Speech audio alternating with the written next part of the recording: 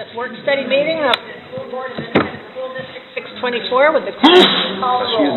Chapman? Here. Fahey here. Kimball? Here. Mullen? Here. Newberg? Here. Master? Here. Wilson? Here. All right, well, welcome everybody. We have a busy agenda tonight. Our first discussion item, B1, is the Teachers On-Call proposal. Dr. Kazmierczak? We'll welcome Mitch Cooper to the front, go through the proposal with us. All right, welcome, Mr. Cooper. We have a couple of guests, too.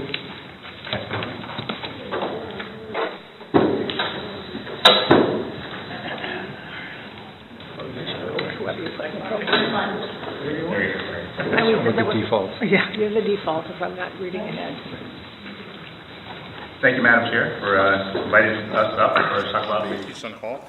I have two reps from Teachers on Call. I'll let them introduce themselves. Wayne. Good evening. My name is Wayne Gilman. I'm a consultant for Teachers on Call. I'm a retired superintendent, 15 years as a superintendent, 27 years in public education. Thank you. I'm Leslie Hecker. I've been working at Teachers on Call for 6 years and do the sales and implementation side. Great. Well, thank you.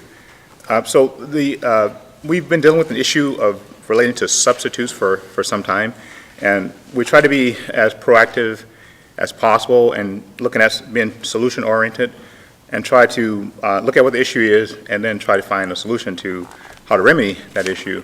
And subs have been an issue for us for some time on how to fill positions, how to make sure our students are getting the right services when teachers are absent from the classroom. And so we want to be more solution-oriented and try to find out how can we remedy this issue or find a solution to what this problem has created. And some of the issues that we've come across were issues related to being able to not have to recall teachers from things like professional development to fill vacancies. Many hours spent looking at how to get a sub in place if there's somebody who's absent from the classroom, and a safety issue with not having enough teachers in the classroom and pairs in the classroom for safety-related issues. And so those are some issues that we kind of looked at and wanted to try to find out how can we find remedies for those issues. And so we thought of, is this something that we can do in-house effectively? And based on the things that we looked at, it appeared that we didn't have the right resources to be able to do it in-house the way we needed to do it, and we should look to an outside agency to provide that service that we think will provide that safety, security, and support to teachers in the classroom. Teachers on Call came to mind as an agent that can provide that remedy to us, and I did show some positive sides of having an outside agent do it, and it's attached to your agenda. It should be attached, hopefully, and show you what those positive sides to having someone outside of us provide that service to the district. And we have the reps here to talk about why they feel like they can support us in ensuring that we have the service that we need to fill vacancies when we can't do it internally based on the system we're currently using for filling subs when somebody's out. So I'm going to have Wayne. I know we have 30 minutes to get through this, and I want to allow time for your questions. And so I don't want to take any shine from him. So for now, I'm going to turn it over to Wayne and his associates and let them let you know what they can provide to you in the way of services through Teachers on Call. Well, thank you. I was a client of Teachers on Call in Pine City, and so when recently the owner sold the company to Kelly Services. They are a Fortune 500 company. They're in 35 states. They were our only competitor, but they liked our model, and so they purchased us, and we remain as an independent company because we've been so successful. We're in 60 districts in Minnesota, and that number is growing all the time. We're in also approximately 60 districts in Wisconsin. So we've had a lot of success with this model. When I was a superintendent and I brought this service in as a third-party agreement, it worked well because it did three things. One is it provided more and better trained substitutes for us. Second, it reduced our spending. It was much cheaper to do it with this arrangement because Teachers on Call did it more efficiently and effectively.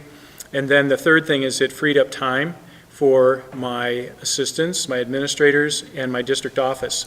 There were a lot of duties that they had that were related to recruiting and paying and overseeing everything having to do with substitutes, and that was all completely removed. So those are the three main reasons why I got involved with this. You received a handout that highlights some of the key points here. One of the main reasons that my board was especially interested in doing this, it had to do with the Affordable Care Act. When that came into being, we had to track that number of hours that our substitutes work, because when we reach a certain threshold, we're obligated to pay health insurance. That still remains true for districts right now. It could change, I don't know, but right now that's still a concern. And in some districts even now have to compensate for sick leave for their substitutes in Minneapolis and St. Paul, and that's been a concern. So St. Paul currently is a client, and as is Centennial, Mounds View, North St. Paul, Maplewood, West St. Paul, Mendota Heights, Egan, long name, but they're just coming on. Those last two are just starting, so they're just getting, I don't know, they're coming on board. I don't know when the go live date is, but the others have been on for a while. And St. Paul probably has one of the best stories of all, because they were at some 70% fill rate, and now with us over time they're up to 97%. And so the reason that happens is we recruit. We recruit from the time that you agree to use us. There's a little window here before we would go live with you, but if you choose to do that, we're recruiting starting as soon as we have the documents signed. And that's something that we're highly effective at doing. And so I promised I would be short. I don't know how many minutes I've been talking, but 8. There's 8? You got your time? Approximately. Okay. Well, maybe one other thing I'll say is that we do provide some unique and special training for our substitutes. We make sure they're highly qualified. We have the crisis prevention that we do with them, that we train on site, so they're certified. We obviously align with your orientation, the things that are important to you. We align with your contract and so on. And then we have other online training through Steady and Sanford Inspire. So there's a lot of web-based training. So what we find is that with lots of training, the substitutes are likely to take more assignments, especially in the area of special ed or assignments they might be intimidated by or not willing to do. They take these assignments. Not to mention that when you have other clients like we have with Centennial, Mounds View, and St. Paul, you can actually share them because they have a lot of interest in working more because there's no limits on how much they can work. And so that there's kind of a reciprocal effect of sharing. If they in their home district work 3 days, they might want to work 1 or 2 more in your district if they're next door. So lots of benefits. So maybe that's enough. Maybe I'll stop there. What questions do you have for us? I really am loath to play the role of the devil's advocate, but I think it's necessary.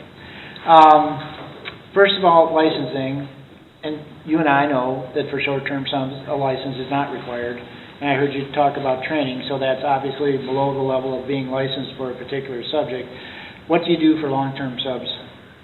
Well, you certainly have a choice in that. So if you have long-term subs that you want, we can facilitate that process. You can pick them yourself that you know of that have the qualifications that are unique to that position, or if you want, we can submit names. We're partners with the district, so whatever you have working now, basically the substitutes you have are going to continue to be your substitutes. We're just going to bolster that by the way that we recruit. So you'll have the latitude to pick the best qualified. And in order for us to fill the sub shortage, it rather becomes apparent that we're going to be eliciting submissions into your pool from people that reside outside of our district. And, you know, there's a lower, well, probably zero rapport with the students and things that, you know, our local residents may have. Has there been any consistent, let's say, issues with the subs finding buildings, getting there on time, things of that sort? What we do is when they come on board, there's at least an orientation. So they are brought on in the same way that you'd bring on substitutes now. So that part of it, we continue to be a partner with you. So as they come over and, you know, you have a choice. The school decides who goes where. So if you want them not in the elementary or not in your building or not in your district, that's a decision. If that came up, we'd want to know why, because we manage all those substitutes, but we'll orient them with you to where they should go. And what, With the district administration really effectively out of the loop, what happens when failure occurs? Yes. Well, the nice thing is, so the way to look at this, we're a common law employer, because we hold that contract, we hire them. However, the school still supervises. So if your staff or your administration sees something that isn't appropriate, we ask that you let us know, and then we have steps, progressive discipline or whatever, counsel, retraining, educate them so that they do the appropriate thing. So your administration still would observe and provide, basically they'd let us know and we handle it. So instead of them having to do it, all they have to do is report it to us. So, okay, I think you just answered my next question. I was going to say not to put too fine a point on it, but I've seen systems similar to this, and they actually had kind of, not a lot, but a much higher than normal rate of no-shows. And so then what happens? Who calls whom and when in that situation? Yeah. I don't know, do you want to speak to that? For no-shows, we have not had an issue working with public schools. We work with some early child care centers where that's really the only area where we've really experienced that. For us, we have policies for our substitutes that if someone doesn't show up for an assignment, it's grounds for termination. Anytime that an individual wouldn't show up, say the district or, school admin assistant would call us, we would reach out to the substitute. Sometimes it might have been just a setting in the absence management system, but we keep that close relationship with the schools on a daily basis to make sure that those classrooms are going to be filled. Thank you. And Mitch, have you canvassed I presume it's the building secretaries that really are the closest point of action to getting subs, making sure they report in and getting in their classroom assignments, et cetera. Have you talked to the building secretaries to see how they feel about this entire proposal? We have not polled them. I don't know, they deal, yeah. What their impressions are. We have not done that to the secretary, but they do interact a lot with HR staff. And I've got feedback from my staff on their interaction with those administrative support in the classroom that fill those calls from subs or reach out to subs when they have a person who's absent, and they've gotten feedback from them. And it's a very timely process for management of that, not only with making calls on a list that sometimes have active subs on it, sometimes does not. And I hear from the principals who hear from their support staff when they have issues with subs. They're all reaching out to me saying, hey, there's a shortage, our staff has called, there's inactive people on the list, there's people who don't want to pick up sub appointments. I hear that from feedback from my staff who gets it from the support staff. But I haven't polled them directly, no. Other questions, Ms. Fahey? And I did, when I got the board packet, I looked at your website, and it was, do you use ASAP? Correct. Okay, so that's what, ASAP, sorry. So because that's what our subs and staff are using, so it wouldn't be staff would still input their absence into the same system that they'd been using. It isn't a complete change in system. The way to look at it is we pick up where ASOP or absence management leaves off. So there's that automated system that everybody knows and are familiar with, but starting at 6 in the morning till 6 p.m. at night, we have, if your substitutes prefer, it can be a live voice, a manual call. But if they want to do online, it's the substitute's choice or the teacher's choice. But we have those hours Monday through Thursday and 6 to 5 on Friday. So there is a good window of workday, early and late, that they can talk to a live person. And it is the exact same ASAP automation system. So one of the forms the district actually fills out is a permission for access. We are granted access into your absence management ASAP system, and we manage the substitute side of it. So all of your settings, logins and pins, securities, and any exclusions would all remain exactly the same. I can tell you also from experience from the previous district that I work for, is that when they went to TOC shortly before I came here, and TOC actually were able to optimize the ASOP system and have them use it in a way that they weren't using it before, in a more productive and a more efficient manner. So they went in and optimized the ASOP system and to make it more user-friendly for us. I had a couple of questions, and I did a little bit of searching once I read this, looking at things online and people that used it and reviews and interviews and things like that. And then I think back to my experience at North Campus with ASOP when that took over from our local homegrown system. And that was, one step removed from local control, and we did get some people in that were, if they had been homegrown people, they would not have been in the system. And I agree, it sounds like the staff is still going to have to do the observing, reporting. The difference between this and ASAP is that it looks like there's actually no real tie of the sub to any school district. Their tie is to your company, correct?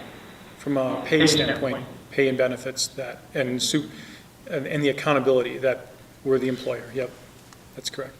I just feel like the one real hard change to ASAP was, and I don't know if the bugs worked out because I've been retired a year and a half now, but the real bug was people would want a specific person, and it was really hard, even with the favorites, to get that inputted.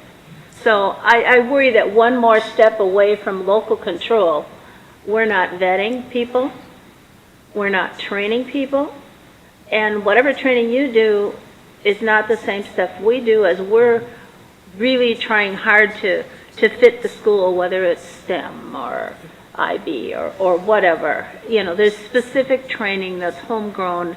We're not North St. Paul. There's a reason I sent my kids to White Bear, not North St. Paul. And I just worry the more farther out we get from home control, the more watered down it is and the less tie people have. They aren't going to know the kids when they come from all over. When it was the White Bear system, I mean, our subs knew the kids. They live in the neighborhood, and grant you, that's been gone. ASOP's been around at least 6-8 years. What would you say? Probably about 8. I mean, I used it in my district. I'm just wondering I've been retired how long 4 it's years. been in White Bear, but I mean, we've lost something with that, and I worry that we're going to lose something else with this. So, Well, that- I can respond to that. I believe that, as we talked about optimizing the use of absence management, we really want to make sure that the preferences are adhered to. So typically, teachers have people that they like to fill in, and they're able to really continue with that. They know they're going to be gone. They have those 3 or 4 people they know. They can request them as their favorites. In fact, the teachers that I talk to would say to me, you know, usually I talk to this other person to make sure they're going to be there on this day that I'm gone. So those relationships do continue. It doesn't always happen that way, but I think there's a lot of encouragement to do that. And I think also the feedback tool, we have a substitute daily report. After they're done, they leave information about how the day went. So we really do key on maintaining those relationships, because we know that if the teachers are happy, you know, everybody's happy. So hopefully you don't lose anything with us. I don't know if there's more you want to say. We work about to that. make sure the absence management ASAP system is optimized, and there's a feature called Save and Assign, which we really encourage our school districts to utilize because it helps keep that rapport in the classroom. But when we work with schools, as we are hiring the sub pool to be on our payroll, I actually used to do all of the implementations at Teachers on Call. So walking into a room of individuals who have never used the ASAP technology, there is the unknown. But for us, when we work with districts, we truly believe it's a partnership, and we don't like to look at it as outsourcing, but more insourcing. We are using the same substitutes that are in your pool, but putting them on our payroll. We would love to say that, sure, we have 200 more substitutes just waiting in the wings, but that doesn't exist right now. We are not just pulling people over from North St. Paul or other areas that aren't your community. We are partnering with the district to do grassroots recruiting and build up a pool from your community. I think it's great that we could have a whole pool of substitutes, but for us, we work with our districts to make sure our districts are sub-ready. If the sub does not have the affinity to a school or to a district, our subs are useless. We want them to have that rapport and want to go back and keep picking up those assignments day after day. For us, there are different things we can do as a staffing company from the recruitment side and the training side. We actually find individuals who might have a bachelor's degree and have an agreement with the Minnesota Department of Education that once they go through training, we can actually sign off on their short call license. So our goal is to bring up and build a pool of substitutes that then build that affinity to your district. That is something that is extremely important to us, And we want to make sure that the building secretaries and principals and everyone from the district also feel that as well and are welcoming, because that's what keeps the substitutes coming back. One question, I appreciate the information. It sounds like when you're recruiting kind of like Teach America. In other words, you're looking for someone with a bachelor's degree, but not necessarily a teaching degree or teaching experience. Isn't that what you were saying and then you can sign them off as a short call? So we absolutely recruit for teachers. The issue is there's a shortage nationwide. So most individuals right now who do have a teaching degree have work elsewhere. So we absolutely believe a third of our pool are retirees, because we're finding they have the experience in the classroom, and we're putting in a lot of more technology training and different training to make sure they're still going to be understanding what's happening in the classroom, and what they taught 30 years ago might not be the same practices in classroom management that they need today. However, to build up a pool, we're finding that there are a lot of individuals who are finding second class or second act careers. It's people who've been mathematicians, engineers, individuals who can do a great job in those STEM classrooms, but just need some of the additional classroom management pieces in order to make them relevant in the classroom. So we are recruiting to build up a pool. We're not in the business of putting a warm body in the classroom, but providing training to make sure that they're going to be a good fit, to not have that fill rate in the 70s, but really upper 90s.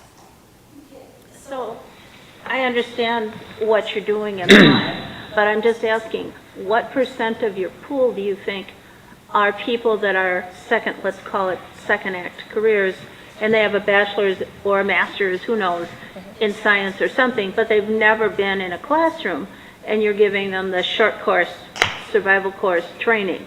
What %, and I'm not saying that person might not be fine, but I'm saying what % of your pool is, would you say, that background? I apologize, I don't have that statistic off the top of my head. That's something we can definitely give back to Mitch.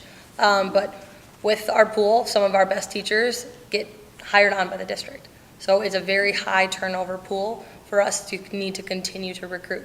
But that's something I can definitely look into and pass along.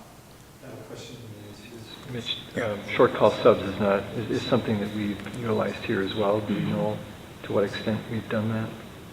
Do you know That we've actually, We've used short call subs as well, the same thing that's being described. Districts you have the ability to do that. Do you know what number? I don't know off the top of my head what percentage we've used for short call subs. But we got a huge population of White Bear Lake retirees. And the good thing about that is that if they have an affinity to White Bear, they can stay within White Bear, and they can designate White Bear as the only district that they want to work for in the system, and that would be the only absences that they will see would be White Bear Lake absences. I mean, the same recruitment that we would be doing, it'll just be done by them, because the recruitment that we do is we pull from the same area within White Bear Lake, or the general vicinity of White Bear Lake. Would be the same recruitment area that they would be using also to bring people into the district. So. And maybe Wayne asked this, but I guess I'm asking it again. So are you saying that White Bear itself has recruited second career people who do not have teaching licenses and trained them? We have. So you've already done that in our district for subs? Yes. People who have a bachelor's degree, but not a license yet, and they may be transitioning, or they might be in a program to get a license, and they want to get some experience in the classroom while they're doing that, or some people who are in a student teaching kind of role. They sometimes go and get a short call sub license. I know our student teachers do, but they've had a lot of educational volunteering and training along the way. I just wondered if we did short call emergency I don't know, certification, but it's licensure, whatever. Yeah. Temporary licensure. So we've done that, and you would say, We have done that, yeah. I don't know the percentage or the actual numbers, but I know that we have, yeah. It's something I can check into, but I don't have the exact numbers for you. I have a statement, just that the reality is we are short subs. From my last number of years teaching in the White Bear Lake School District, I was consistently spending my prep taking classes because we are short subs. I think we do need to look at something in terms of someone recruiting more people. Leslie, I picked up on when you said the training in technology, because ASAP, I had no trouble with it. You could pick your favorites, but there were retired teachers in the district that said, I just can't do it, I can't keep up with the technology. I go into the classroom and I'm supposed to hit this and that, and you try to give them a crash, if they were with a teacher across the hall, you try to give them a crash course. So if you're addressing that, the technology training also, we might have more retirees that say, yes, I will keep studying. So the reality is, we are short subs, and our staff are spending their precious prep time taking other people's classes, and I consistently took 2 classes because I had first hour prep, and it was about 10 times I was taking 2 classes and then teaching my load for the day. So the reality is, we are short subs, and we need to look at something, we need to do something to help our teachers in the classroom and those kids in the classroom. Any other comments? Mr. Kimball? Yeah, well, thanks, Ellen. I was going to say all of that, or not as well as you said it, so I won't say it, but I'll just say ditto to what you just said. It's a problem, and I don't think we've heard of any, alternative solution, and this is certainly one that has at least a bold track record. So one question was I didn't even know for sure if all of our current subs would then be put into teachers on call, and the answer is yes, they will. Is there any sort of preference? And I think we've heard a little bit about that in terms of if I'm a sub in White Bear right now and I work 3 days a week average, is it likely that I'm going to continue to be working 3 days a week, or is the fact that now the pool is larger, I might lose out on? I don't think so. I mean, that'd be great if that was the problem, if that was this. But I don't think that's the reality, that they would lose out on. But we don't identify, they don't have Like a star, a digital asterisk by their name in your system that this is a long-time White Bear Lake sub, so let's fill them first before go outside of the... Well, that's certainly part of the preferences. So if buildings and individual teachers want people, they put them on their favorites, and then they'll be in high demand. And how that works in the absence management system is due to some of the settings, for visibility settings, individuals on a teacher's preference list can see the job first. So if I enter the absence and Wayne is my preferred sub, he would see it before anybody else would. And then after a certain percentage of the lead time, it goes to the school's list. For example, a high school is going to have different preferred substitutes in the elementary, and after a certain period of time, then it goes to the district list, which then becomes teachers on calls list. So absolutely, if you have those preferred substitutes, they still have first crack at the jobs to make sure it can be filled in more last minute, and especially for those last minute absences, comes in a much larger pool to fill the job. So in theory, if some teachers had not sort of designated a favorite, they still could do that as we're transitioning to the system. Right. And then, so I think we've talked about the fully licensed versus short call, not trained in education license, which is a real, it's a real and legitimate license as far as the state is concerned.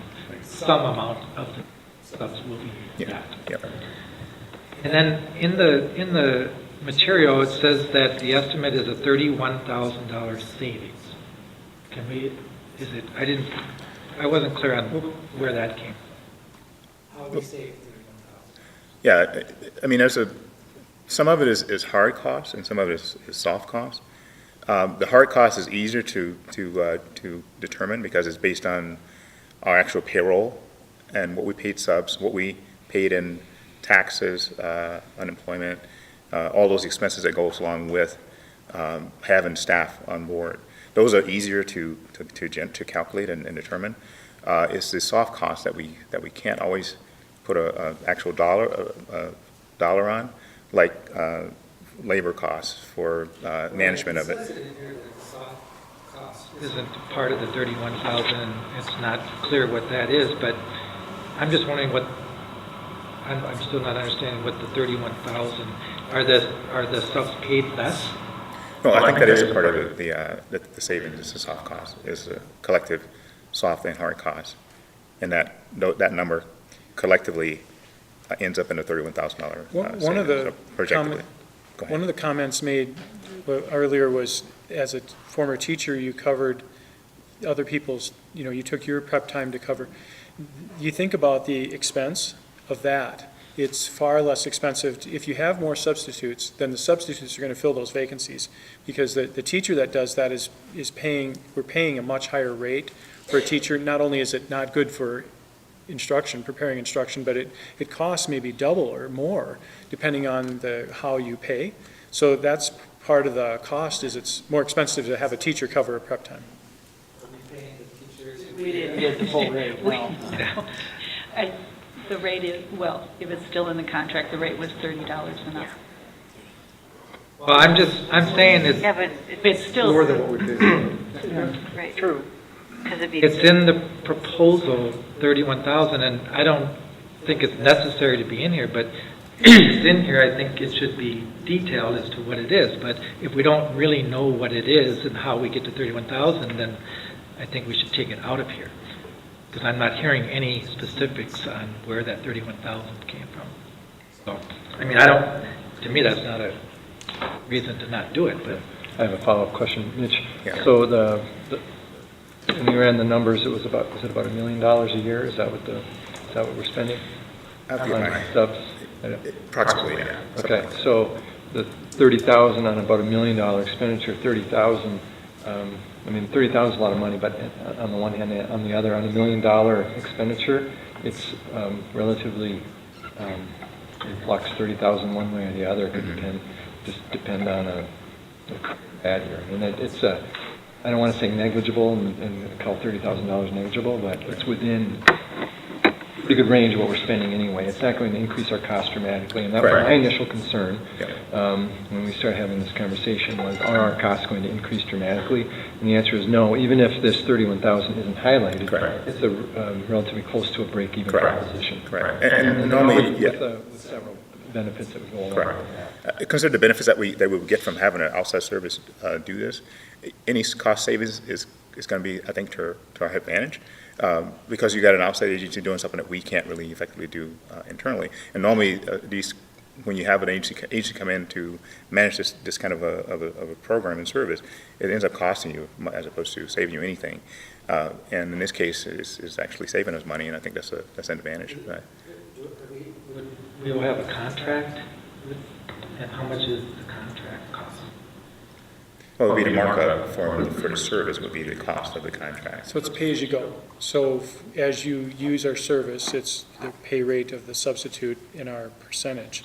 And so that is going to be, you pay after. So if you don't have a lot of substitutes, you don't have any bills for that. So it's like, how much? Like 0.02 or something? I mean, what? Yeah, so it's, you're at $130 for your substitute, and then our rate is 26 to 25, 26 for you, and that is a percentage on top of that. So that's how much it is per sub per day. 26%. So 26% of 130. And that was calculated in the savings. The cost of the service is all rolled into the final figures. When you subtract everything out and then look at the cost for the markup, that's where the savings. Kind of dense. I'm kind of good at math and not great, but so not paying the subs less, correct? No. They're going to get the same amount. Correct. But in addition to paying them the same amount, we're paying 26% more to you. So how could that possibly result in a $31,000 savings? Well, because you're not paying TRA, you're not paying any of their payroll taxes, you're not spending any money on recruiting. All of the things that you do right now that support your substitutes, you don't have any of That's that. a cost associated to it. Yeah, there's, That's a cost attached to everything that we do now. and the overloads. The overloads, so when your teachers give up their prep time to cover another absence, that is a savings as well. Would that be Wash, because have a sub that we're paying instead of paying. But when you pay a teacher, it's nearly double, if not more, than what it costs for the $130. That's much It less. doesn't sound like our district installed, but anyway, I'm just saying that that would be great to have in here, because there's just nothing other than 31,000 savings. Well, my assumption is if we move forward with this, there will be a contract presented at a regular board meeting that we will be reviewing and then asked to vote on. We're not being asked to vote tonight, since it's a work study meeting, on this. No, This is just an I information. know that, but I don't know that the contract is going to detail how this is going to result in a savings to us.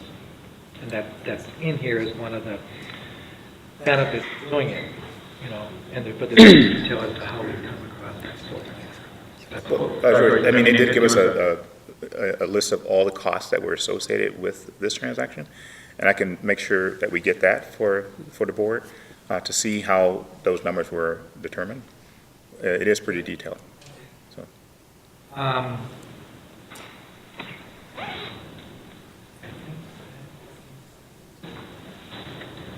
Any other questions, Mr. Wilson? And then we'll have the people who have not had an opportunity to ask a question yet. Miss Ashley, and feel free to decline answering it if you care to. In Southern culture, it'd be Miss Ashley. But I'm interested in the student perspective on substitutes. Have you seen it? Have, the student body, have they commented? Every teacher's going to be gone a day or two during a year.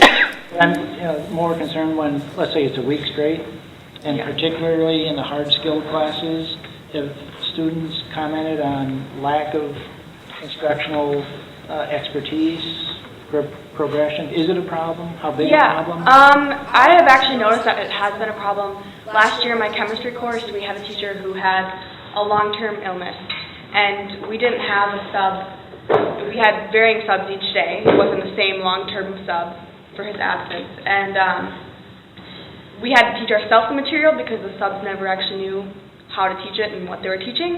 And that is difficult for students to do. A lot of times you don't have a teacher who's knowledgeable about the material. So that has been an issue that I've noticed, and a lot of students were struggling because of a lack of a sub who knew the material and a consistent sub throughout that. Thank you. Chapman, you're next, and then I think Mr. Mullen, you had your hand up as well. The rate of pay, you had mentioned $130. Is that currently what the district is paying to, for a sub per day? It's actually 115. 115? Yeah, 15, I'm sorry. I had the wrong number. So this would be a bit of an increase then? Well, you said the wrong number. Yeah, it's 115. I made a mistake. I thought it was 130, but it's 115. Okay, so it'd be on par then with... You set the rate. It'll be the same, yeah, it'll be the same rate that we pay now. Even for our retirees, because they get paid a little bit more, they'll still get that same rate. It'll be really transparent for the current subs that we have now. Of course, Costco, it won't be any different. They won't notice any difference in that. Now, you mentioned TRA, the teacher, the subs are getting technical retirement that I'm aware of, correct? Technically, a substitute, if they, as a sub in the district, that they could have TRA. They can, a lot of times, not a retired teacher because they're collecting their TRA, but a substitute teacher can, if they work a certain amount, they can withdraw and pay into TRA as a substitute. And when they come with us, we don't do that. We do a 401k. So they would lose the TRA option then? Right, but they are compensated about the same with the 401k.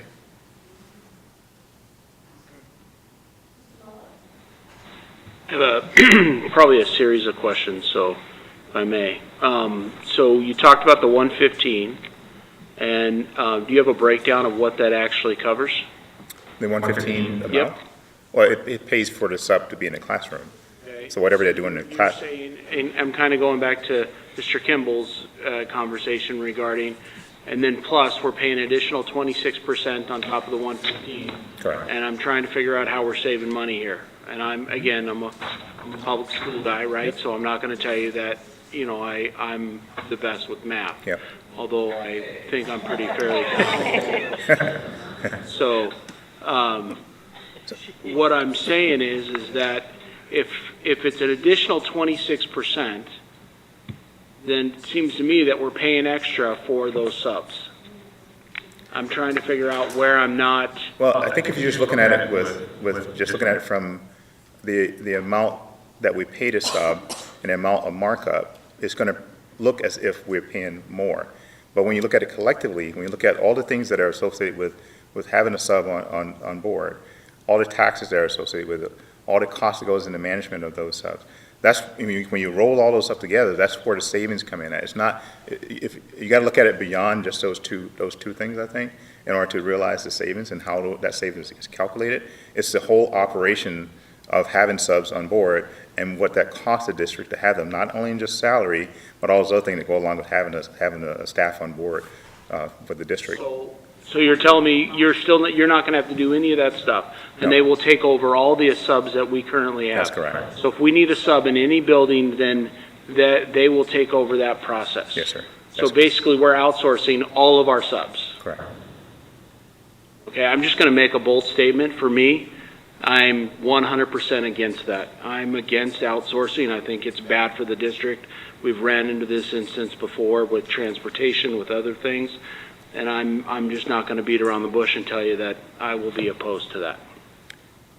Well, I would be careful in comparing it to transportation, because I think we're talking apples and oranges when you look at that. Respectfully, I think that we're not. I think that once you start outsourcing things, when we have the district has control, I think we're better off and we're better served.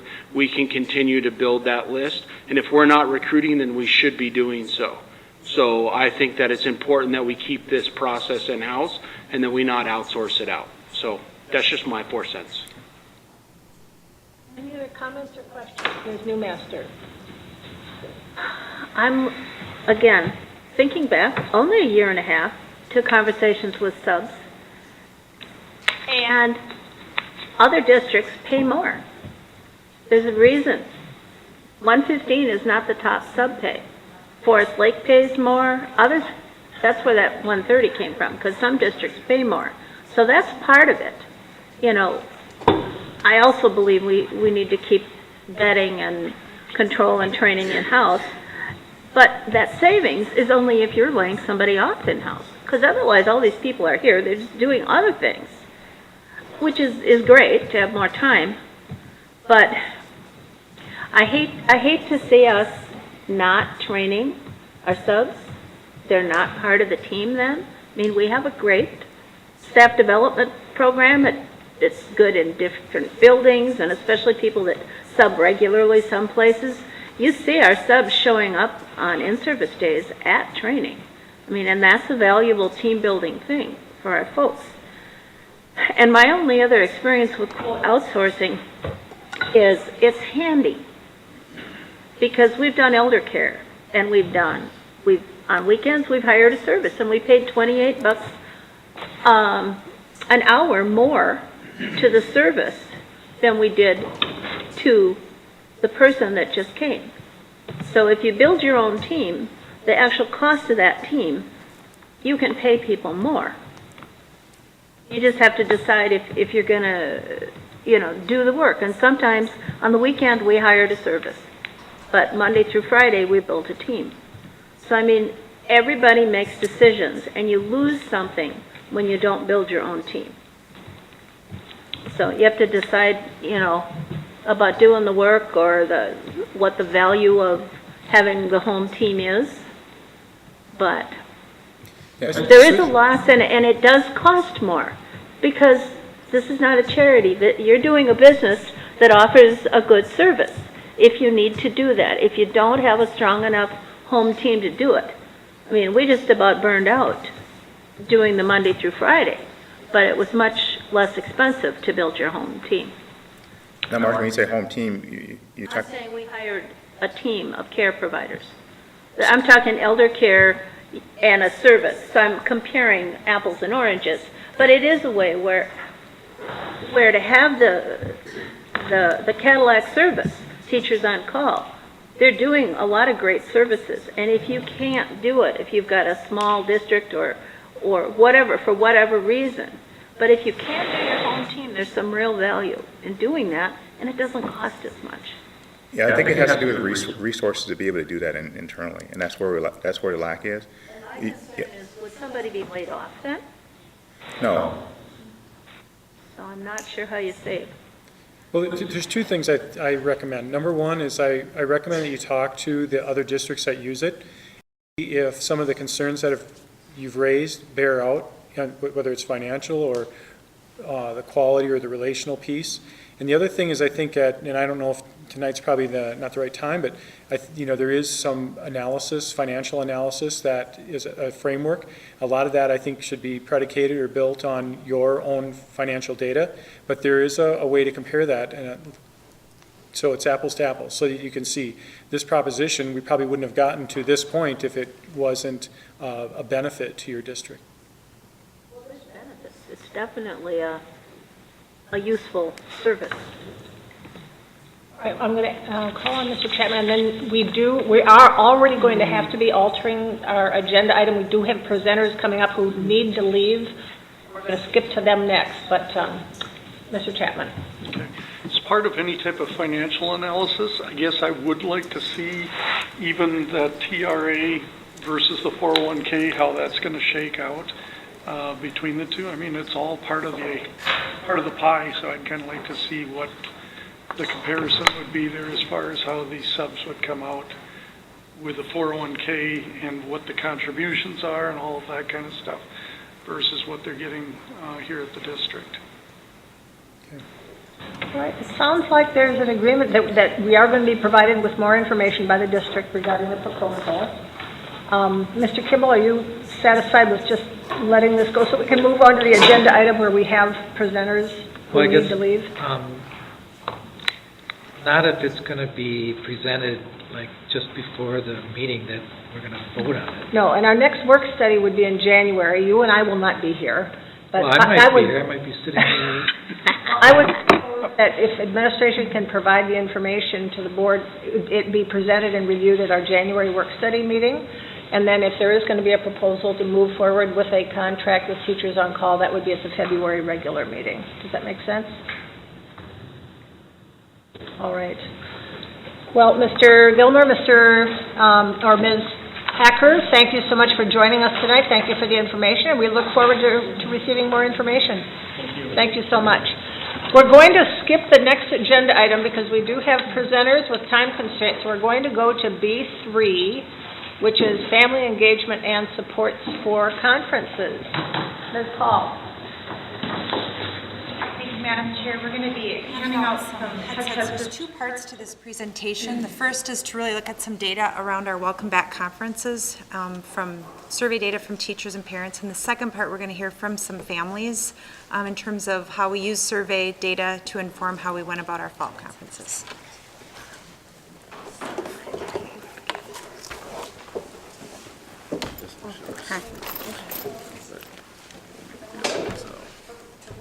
And see if I could do this. My rudimentary Spanish, but I think you better give me a headset anyway. So. All right.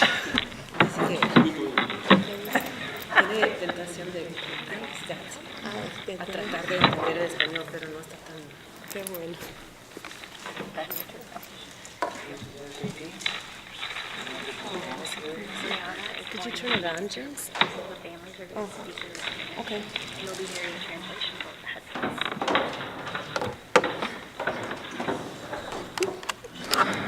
Muy disfraces. No van a preguntar. No van a preguntar.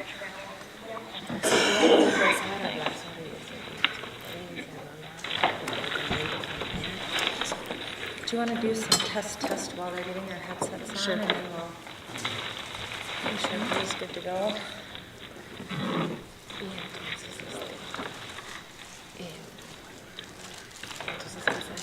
After everybody else gets to the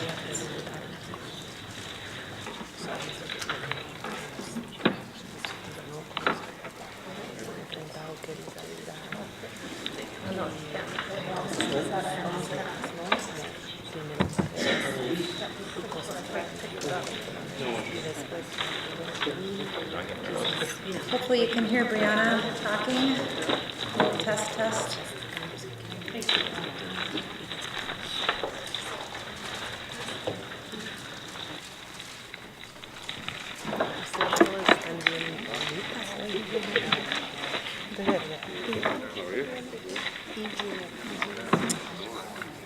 Should we be Yes, can you hear me? Número 10. Número 10, mira. Muchas gracias. Bueno, de nada. Okay, can everyone hear me? Can everyone hear me?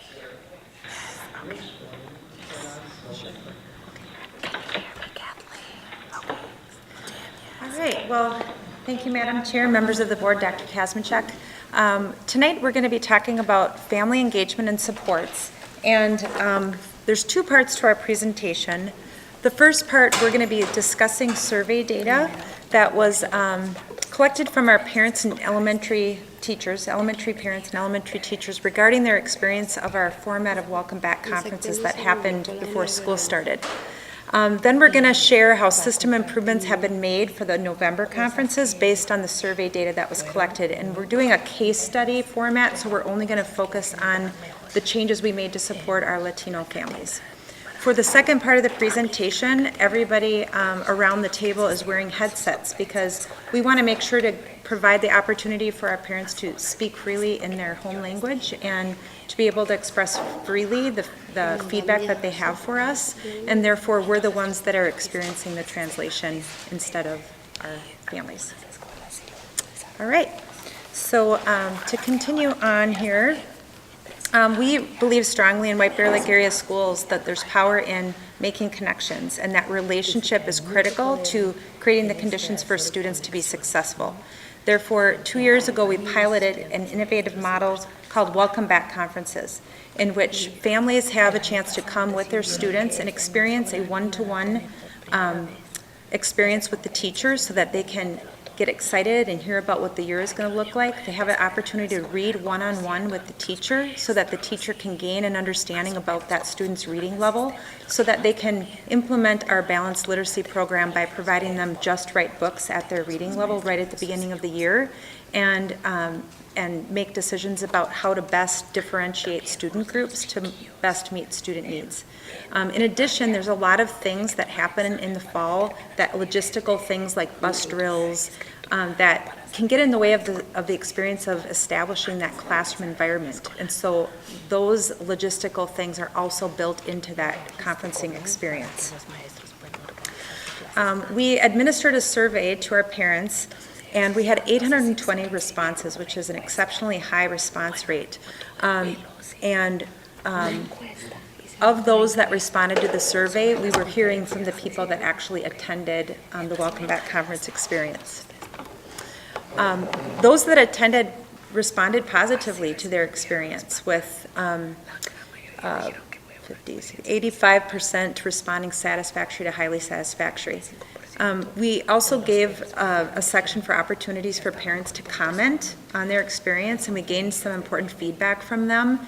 One of which was a lot of families didn't expect the experience to last as long as it did, and so they just really wanted to have more of an understanding about a significant time block that they needed, because for some families, they didn't plan to actually be there, and it got in the way of dinner plans, and then they're trying to coordinate across students that are at multiple ages, and so that was critical feedback for us in terms of what we need to make sure to communicate.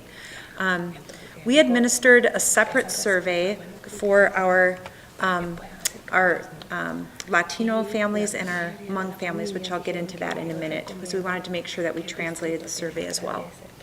Of those that responded to the survey, we asked, would you recommend having the fall Welcome Back conferences again? And that was an overwhelming yes. So that was good feedback for us. We really view equity as a systemic strategy, and we're always looking for opportunities to improve and see blind spots for things that we thought were going well, that we actually could have implemented differently. And one of the things that was critical to us was to translate, and this is Brianna Santos-Hoy, who is our cultural liaison with our Latino families, and in addition to doing an electronic survey, she also implemented a paper copy survey. Having cultural liaisons has been critical to our improvement. We spent last year talking with you about doing a needs assessment in terms of what we needed to do as a district to better meet the needs of all of our families. And through that work, we increased our resourcing and support for cultural liaison positions. we learned several things in terms of how we can do a better job of increasing access and creating a positive experience for our families. And so there's two key areas in which Brianna is going to share some of the improvements that we've made. And again, this is a case study just focusing on our Latino families. Throughout the year, you're going to end up having the opportunity to hear from the other two cultural liaisons that we have in the district, Jordan Zickerman and Malia Zhang. But tonight we're focusing on our Latino families. Not up here at the table, but I want to make sure to call attention to the leadership of James Barnett. He's also here with us and has been part of putting this together. We just can't see everybody up here at this time. But what you see up here is a document and a process that Brianna just shared with us, ways that she felt based on feedback from families that she could actually increase the touch points with families to make sure that they understood what the opportunity was, what they understood what the process was, and then to provide supports when they were in our schools so that they had the best experience that we could provide for them. So we're going to have Brianna share about two key areas in terms of what her work has looked like. The first area is access, and the second area is positive experience, and then we're going to hear from our parents. So, take it away. Okay. So, do you want me to just start? So if you could share a little bit about what your work was, and then give them the opportunity to share their experience. Sure.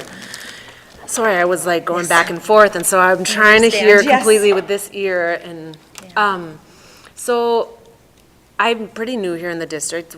I started in August, I think the second week of August. And one thing that I noticed at Welcome Back conferences and things that I sort of learned after talking with different administrators at different schools was that most schools historically have not had a good turnout for Latino families for conferences. And as a Latina mom, I feel that conferences are so critical. There's a lot of parents that it's very easy for them to set up a meeting with a teacher throughout the school year, but especially for Latino families, it's not as easy to do that always. Conferences are a great opportunity for parents to at least connect. And can you hear me? Should I just talk into the, I don't know what to do. It's been a long day. They're critical. So one thing that I came up with, I proposed to James and Sarah, was sort of a conference, an initiative around increasing Latino family participation in school conferences. So Sarah kind of went through that slide that showed all of the things that I was offering to the schools, and obviously secondary schools and elementary schools are very different. So a lot of this was more focused for elementary schools, but the one critical piece in there was the paper option. The district's almost completely online right now, and that has been hugely difficult for so many families. Especially, families that just don't have access to internet at home. And then on top of that, if there is a language piece that the school is sending things home in English and the family doesn't read English, then it just makes that 10 times more difficult. So I spent a lot of time around fall Welcome Back conferences, running around to different schools, helping families try and figure out Skyward, and it was a lot. So I felt like if we could organize it in a way that was very simple for staff, they're not going to have to spend a lot of extra time doing things that they don't normally have to do, because no one has time for that, that if parents could get a paper option to sign up for conferences. It's real simple, like the old school way, right? And it was like the two schools that I worked with, a lot of different schools, Sunrise. I worked with Liz Bolin. She's pretty much got it down. But the two schools that really took it and ran were Birch and Willow, and they both had 100% registration rate for their Latino families in their schools. And then I helped other schools to get to that point, right? So I mean, it's really simple, and I totally get the desire of the district to be on top of modern technology and sort of ahead of the wave, and I think that's important. But I also think it's always important to remember that we don't want to widen the gap. You know what I mean? You know, sometimes when we do things with good intentions, if we're not careful, it's creating more barriers for some people. So this was one really easy way that we did it, and we had really good results. And I also translated at many of those conferences. So, yes. Do you want me to ask the parents some questions? Yes, please. Okay. So I'm going to ask them about maybe some of the barriers, what they would consider to be barriers that they face as parents or that their students have faced in schools, and maybe some things that they've experienced in schools that have been helpful to them. Does that sound like an okay question? Okay. So les voy a preguntar lo que les dije. ¿Cuáles barreras han enfrentado en las escuelas ustedes como papás y las barreras que sus hijos han enfrentado quizás también? ¿Y cuáles son algunas cosas que les han ayudado? Primera pregunta. ¿Yo? Oh, debemos presentarnos, ¿no? Oh, Sorry, we're mal educados. It doesn't really translate very well, but I guess not very polite. We didn't even introduce ourselves. I'm sorry. That's right. So I'm Brianna Santos Coy. Representarte. I am Maria. And Maria has 2 sons at Sunrise. Angelina Liendres. And Angelina has a son at Central. Jeanette Quiroga. And Jeanette has a daughter at Willow and a son at North High School. Okay.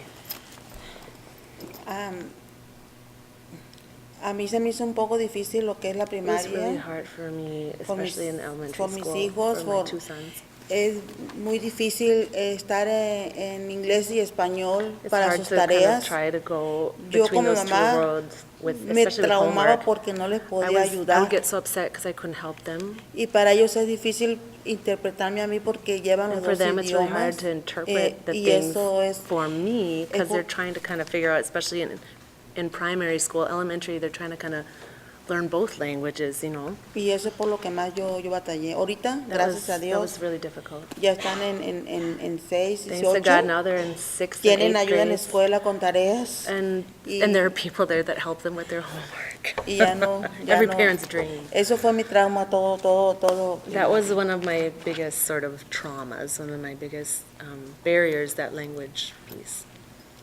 Bueno, este es mi primer año acá en Estados This is my Unidos. first year here in the United States. Alexander, My son Alexander. nos tocó un pase fuerte porque no esperaba empezar a estudiar acá y a We él had a le huge sort of asustaba family shift, que and it todo was era very inglés, difficult. no es nuestro idioma. We didn't think he was going to have to start school here. Trataba de calmarlo. But he did. Alexander, matemáticas igual en español, es igual en inglés. We lo tried to único calm him que down. He was really de upset distintas before school maneras, started. pero es la Math misma he's really good materia. at. We were telling him it's kind of the same in English as it is in Sin Spanish. embargo, gracias a Dios, creo que he tenido todo el apoyo aquí en la Thanks to escuela. God, he's gotten a lot Desde of el support at inicio, school. Brianna nos contactó para que él hiciera la prueba I de contacted them qué nivel de inglés in the beginning of estaba. the school year to Eh, help him with the WIDA Por test with Steve supuesto, Hawkinson fue and to el work primer with the día que WIDA's había la parents. conferencia de bienvenida, había mucha They gente en came la to that first escuela. welcome back conference. Él asustado porque era A little pues, bit nervous and scared. su primera prueba y en otro idioma. And it was his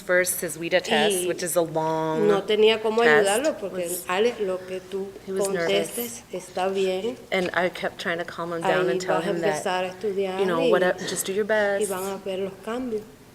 And just study hard ese and día do your nos best and atendió you'll see el changes. Mr. Hawkinson, And Mr. Hawkinson, who's one of the EL teachers here in the excelente district, profesor, is a y very good professor. él después nos cuadró el horario, cómo They iba a figured, we ayudarlo. all worked together with the counselor and me to figure out his Y school schedule. También estuvo la ayuda de Miss Forsyth, Miss Forsyth? que lo Forsyth? acompaña is a that? diario en sus clases. That's a teacher, that's someone who works with him in all his classes. She kind of brings him to all his classes and Y works with him. Alexander, gracias a Dios, inclusive ya And me llevó Alexander un certificado de honor que Thanks salió to muy God, bien en he todas sus received, materias. he was on the 8 honor roll at Central. Yeah. y pues está muy animado Now porque he's really mami, voy a- excited. para el próximo periodo creo que también voy a He's tener ready for the next certificado. semester to get his Este, another certificate. Ha tenido mucha ayuda de los compañeros y quiere His friends participar have en helped todo. him. Se metió He en wants to el, participate in en el everything. grupo de nuevos estudiantes. They have a new group at Central Mm. called For New Students, and he's participating in that, which has been really Aunque helpful. nunca había visto el hockey, se mete a jugar hockey también. Even y though he's yo- never seen hockey in his entire Sí. life, or snow, he decided he wanted to play, so he's played Sí. hockey. Entonces, bueno, gracias a Dios mi experiencia realmente Thanks to God, my ha sido experience has muy been- buena. has y, been good. Y gracias a todos los profesores de acá de la escuela que me His han teachers ayudado. have really been helpful. Yeah, thank you. Gracias. Bueno, mi experiencia My es experience contradictoria. is contradictory. Con Juliana en Willow, With obviamente her también es daughter dada la personalidad de Santiago y la and her personalidad son. de So her Juliana. daughter's the younger one at Willow and his son's older at North. Juliana en Willow ha sido mucho más asertiva al cambio. Her daughter's been a lot more accepting of the Llevan changes. apenas 6, 7 meses They've been here about 6-7 Estados months Unidos. in the United States. El sistema educativo de The Colombia, educational system in en el que Colombia, ellos venían, where they are coming al from, sistema educativo the de este education país, system is eh, totally different from es the muy- es education system diferente. here. Acoplarse no ha sido fácil para ellos. It hasn't been easy at all for either of Juliana them. lo ha asimilado bien. She's assimilated a little bit more Santiago easily, lo ha asimilado mal. and her older son has had a very hard time. Santiago siente Her older son feels que la exigencia y that la the high dinámica expectations acá, and the dynamics in the school classroom no sé cómo here llamarlo, obviamente no para subestimarlo, pero deficiente a la que él traía. is a lot lower than eso es real, is a lot lower than it was in Colombia. Obviamente porque pues allá tenemos un sistema más rígido, The más system there is more radical. rigid. Than Él it is está here. empezando a conocer la autonomía y la independencia en todos sus aspectos. He's Además, starting porque to es learn sort of like un autonomy joven and de 15 independence. años He's que está en un proceso 15, de so cambios. he's in the process of many changes, yes. Sumado a la situación emocional y de factores externos que nos llevan a His venir a este situation, país. his emotional situation, and other external factors Obviamente para mí como madre pues have he been difficult, encontrado and for me as a mother, apoyo en las escuelas I've desde el found proceso en el que los support matriculé. in White Bear Lake since I first registered them for A school. través de Briana, diferentes recursos With externos en me, los cuales other he external tomado resources that pues, para el she's beneficio de taken, mis hijos, especialmente el de especially Santiago. for her 2 children and especially for Santiago. Ha tenido diferentes situaciones que lo han afectado.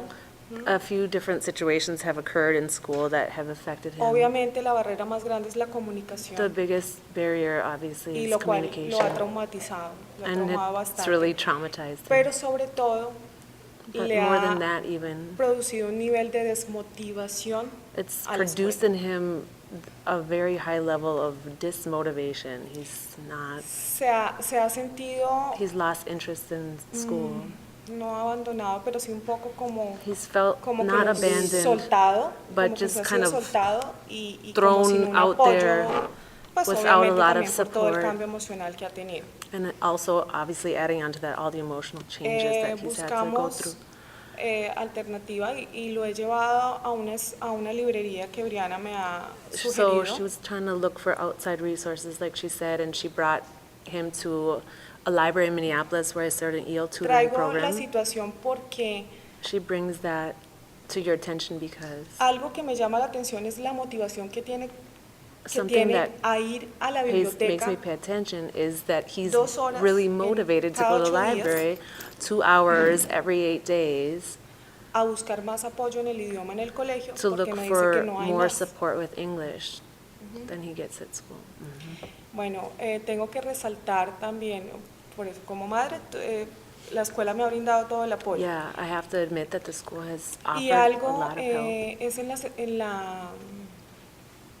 en las actividades extracurriculares In the extracurricular encontró activities, un gran pasatiempo que es lo que he pienso que ahora le found motiva something más, that was que es really el great soccer. for him, which was soccer.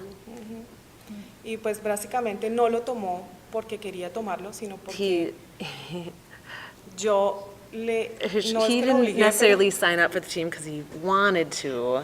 Somebody may have forced him to, but then he really, really enjoyed it. pero It was finalmente good for him. terminó siendo una de sus grandes ayudas At the end of the day, it was para one of the superar un most helpful poco el things tema to kind of de un get estado over that, de depresión en el that que sort of obviamente depressive también por su state that he was personalidad in. está entrando. And he's also very introverted, so, yeah. So that was really good for him. Yeah. Two things that I wanted to point out, dos cosas que quería decir. Una cosa, one thing, like we've talked before about the possibility of bringing some English language classes here to the district. There's so many parents and even high school students that would totally participate in that. But I'll get to the next question because I forgot my other question that I was going to ask, or the other comment. La otra cosa que quería preguntar es, ¿cuáles son, si tienen algunas ideas de cosas que quizás el distrito podría implementar para mejorar el asunto, no? Bueno, yo déjame decirles que lo que, I will tell you what I asked them. I'm not usually this person with this headset on, so I forget. I asked them what kinds of ideas maybe, they just kind of shared some of the barriers that they've faced, some of the hard, difficult situations that they've been going through. I asked them what are some ideas that they have to sort of address some of those issues. Perdón. Bueno, yo no tengo ninguna queja de la escuela, de los maestros. I Han don't sido have any muy complaints buenos about the maestros con mis teachers. hijos. The teachers Han have been tenido la really great ayuda with que han my necesitado. sons. I've acquired the help that Yo no le I've puedo needed. pedir más de lo que ya le están dando con mi hijo. Tengo un I niño really que tiene can't ayuda ask for more especial, for that. One of my por, children gets tiene education autismo, or special ed services. pero He's va muy autistic, bien en la escuela. but he's doing really No, well in no, school. no, no me quejo porque le han ayudado mucho. I don't want to complain because he's done really well. Pero a mí sí me gustaría es, One thing that I would like to see, yo casi no manejo y mis hijos I no los tengo ningún really don't deporte drive, and they en lo que don't have ellos any pudieran involucrarse. opportunities to be A mí me ha in limitado sports or eso after-school por mi activities. inglés, que hablo bien I've poquito been inglés limited y in se me finding outside dificulta. resources because English is Y, difficult for y me. yo tengo a mis hijos en la I'm very casa, limited. no hacen And so nada my más kids que are home after tarea school, they're o home all que se day. detengan en algún deporte, algo, y no I he would love for encontrado them to una be able parte to participate in more donde ellos after-school puedan activities. asistir como a mi hijo más grande le gusta el fútbol Like y nunca lo he podido soccer, poner. middle school, Soccer, they're both in middle school. y nunca lo he podido poner. Y al más chiquito le Soccer. gusta correr y él corre en escuelas. And he Se was on, inscribe. one of her younger son was on the cross-country Pero team this year, so eso that es- was great. Eso es lo que casi no voy aparte cuando hay reuniones porque She almost no doesn't go entiendo. to meetings because, well, she No entiendo doesn't nada because she y- comes and y no me involucro sits mucho en there and cosas doesn't de la understand escuela what's por eso. happening. So it's hard for her and a lot of other parents to be involved at all in school events or district events because there's not often someone there who can translate so that they can share their opinions and ideas and participate equally in the conversation. So after-school activities, that's a good one. ¿Tú tienes ideas? Sí. Bueno, nosotros tenemos apenas 4 meses acá. We've been here 4 months, like I Y Alexander, como dije, se ha adaptado muy bien y ha said. Our agarrado son el has really inglés adapted well. muy rápido. He's really Eso es absorbing the English like a sponge. algo que, bueno, doy gracias a Dios por eso, pero God veo for que nosotros los papás But I nos see falta that ahora us, eso as como far as parents para go, comunicarnos o are en algún lacking momento in that. poderlo It's ayudar hard, más con, you know, we're con not able to tareas help him o algo. more with homework or Y communicate sí, with eso school. me gustaría que la escuela hubiese, aunque sea I would 2 love veces if por the semana o schools would, 3, you know, a few times clases a de week inglés have para los English papás classes for que the podríamos families asistir y that we así could como él go ve 2 to. horas diarias, nosotros también podríamos ver esas 2 horas que nos que nos ayudara pues a, Yeah, that would really be helpful if al we could have a few idioma. hours a week to eh, practice English, in igual that que- facilitating our participation in school and the education of our kids. Y lo otro es en el deporte, igual que la Another thing amiga, again, en the Venezuela sports. uno de los deportes más In fáciles y que Venezuela, one of todo the niño most practica accessible es el soccer. sports is soccer. Y aquí en la escuela no, And there's not, no hay soccer. especially middle school, not, or elementary, there's no soccer. Sería otra de las cosas que, That would be another porque thing Alex se mete en that I would todo, like to see. pero a mí como Her que son el is, hockey, he'll be in primera vez que anything. lo ven, el fútbol americano, He tampoco. apparently loves hockey now. He's played it once. He thinks it's great. American football, he loves. He does. He's one of those kids who, an indomitable spirit, excited about everything. Yeah. Y So entonces igual como él trata de adaptarse a todo lo nuevo, he's pero working really igual hard to como que adapt me to all the new gustaría que things. mantuviera. But I would also like him to maintain some of those things that were really central to really our culture in a lot of ways and how our kids grow up here too, you know, that he doesn't forget his roots and Sí, entonces esas dos cosas, bueno, me gustaría que la tomaran como parte de proyectos futuros, de ayudar un we would poco a love los if papás. you would y- take that as part of like your future work, you know, to collaborate with more Latino families. Y porque también a mí me da mucho miedo venir a todas las It makes me conferencias really y nervous to reuniones, come to conferences porque siempre tengo que buscar la hora meetings. a la que va a haber un traductor. Because I feel nervous that I'm going to come and there's not going to be an interpreter. Pero siempre da miedo, no es como que si siempre hay algo en español, tú te atreves a ir, a If proponer, it's something in hablar, Spanish, then, ayudar, or if I know that someone's a there, compartir ideas. or si yo ahí estoy, yeah, ¿verdad? Or if someone that she knows is there, if I'm there. Porque te tienen aquí. Oh, they said, thanks for having me, for welcoming me to the district. No, but like if someone if she knows that someone will be there, it's not so bad, but just kind of showing up makes people nervous, yeah. Eso, bueno. Yeah. Gracias. Bueno, sumado a lo que dicen ellos que es importante lo de las actividades I think the extracurriculares, porque most tengo el resultado con important thing that Santiago, they said are like que the efectivamente lo que ella after terminó school siendo extracurricular activities. lo que más le ayuda en este momento. That's really been so helpful to La him. propuesta que tú has hecho me parece The totalmente proposal válida. that you Bueno, had también would be a sumaría great porque nos ayudaría la idea. comunicación, pero sí The English classes would help us. siento que debe haber un mayor involucramiento de nosotros como padres, aunque no nos comuniquemos, pues hay I feel herramientas like, yeah. y hay personas como tú, Brianna, Yeah, y there's people herramientas like como las que me ustedes usan, and que tools nos that pueden you facilitar use la that comunicación can entre help nosotros, parents porque si bien para communicate better ustedes es with importante schools. desarrollar Just un like modelo it's educativo important para for jóvenes, you para nosotros como to padres muchísimo hold on, más. espera mujer, just hold on. Just as it's important for you, you're all in the school board because that's very important to you, you know, development of students and healthy kids. It's very important for parents too, whether they've come and set foot in school, your schools or not, it's very important to parents. So facilitating that Por would be tanto, wonderful. pueden resultar 1000 ideas y I 10,000 could cosas give que you podríamos 1,000 aportar ideas. al sistema, I could que podrían I llegar a could ser, suggest no 1,000 sé, changes. Mhm. pero sí que haya un mayor involucramiento para que But I think exactamente that se fortalezca el sentido really de supporting parent pertenencia engagement is critical. nuestro y sobre todo de nuestros hijos So con you la can have institución. our voice, the people who know our parents or our students the most, so that we're able to work as collaborative partners with you to support our students. Y obviamente una inmersión de nosotros como latinos o de donde vengamos, An para immersion darnos of a que Latino finalmente vamos a families ser parte, in porque how the estamos district ingresando a una works. comunidad, entonces que esa Yeah, inmersión we're sea un adding poco to the menos, community and we'd like menos to. difícil y menos dura, y al contrario que se It nos would vuelva be una experiencia helpful for positiva all para families todos. who are new, for all families who Pero are sí coming. considero que And I think it would que el help your involucramiento work como as well padres and the es initiatives that you have. fundamental. It's very fundamental involvement of parents in kids' education, which we all know, right? Yes. Gracias, mujer. Oh, I felt a poke, but I was focused. Does anyone have any questions for the parents or yes? Señor Wilson. Uno. Okay. I'm giving you all a WIDA exam in Spanish after this board meeting. It's a two-part one, though.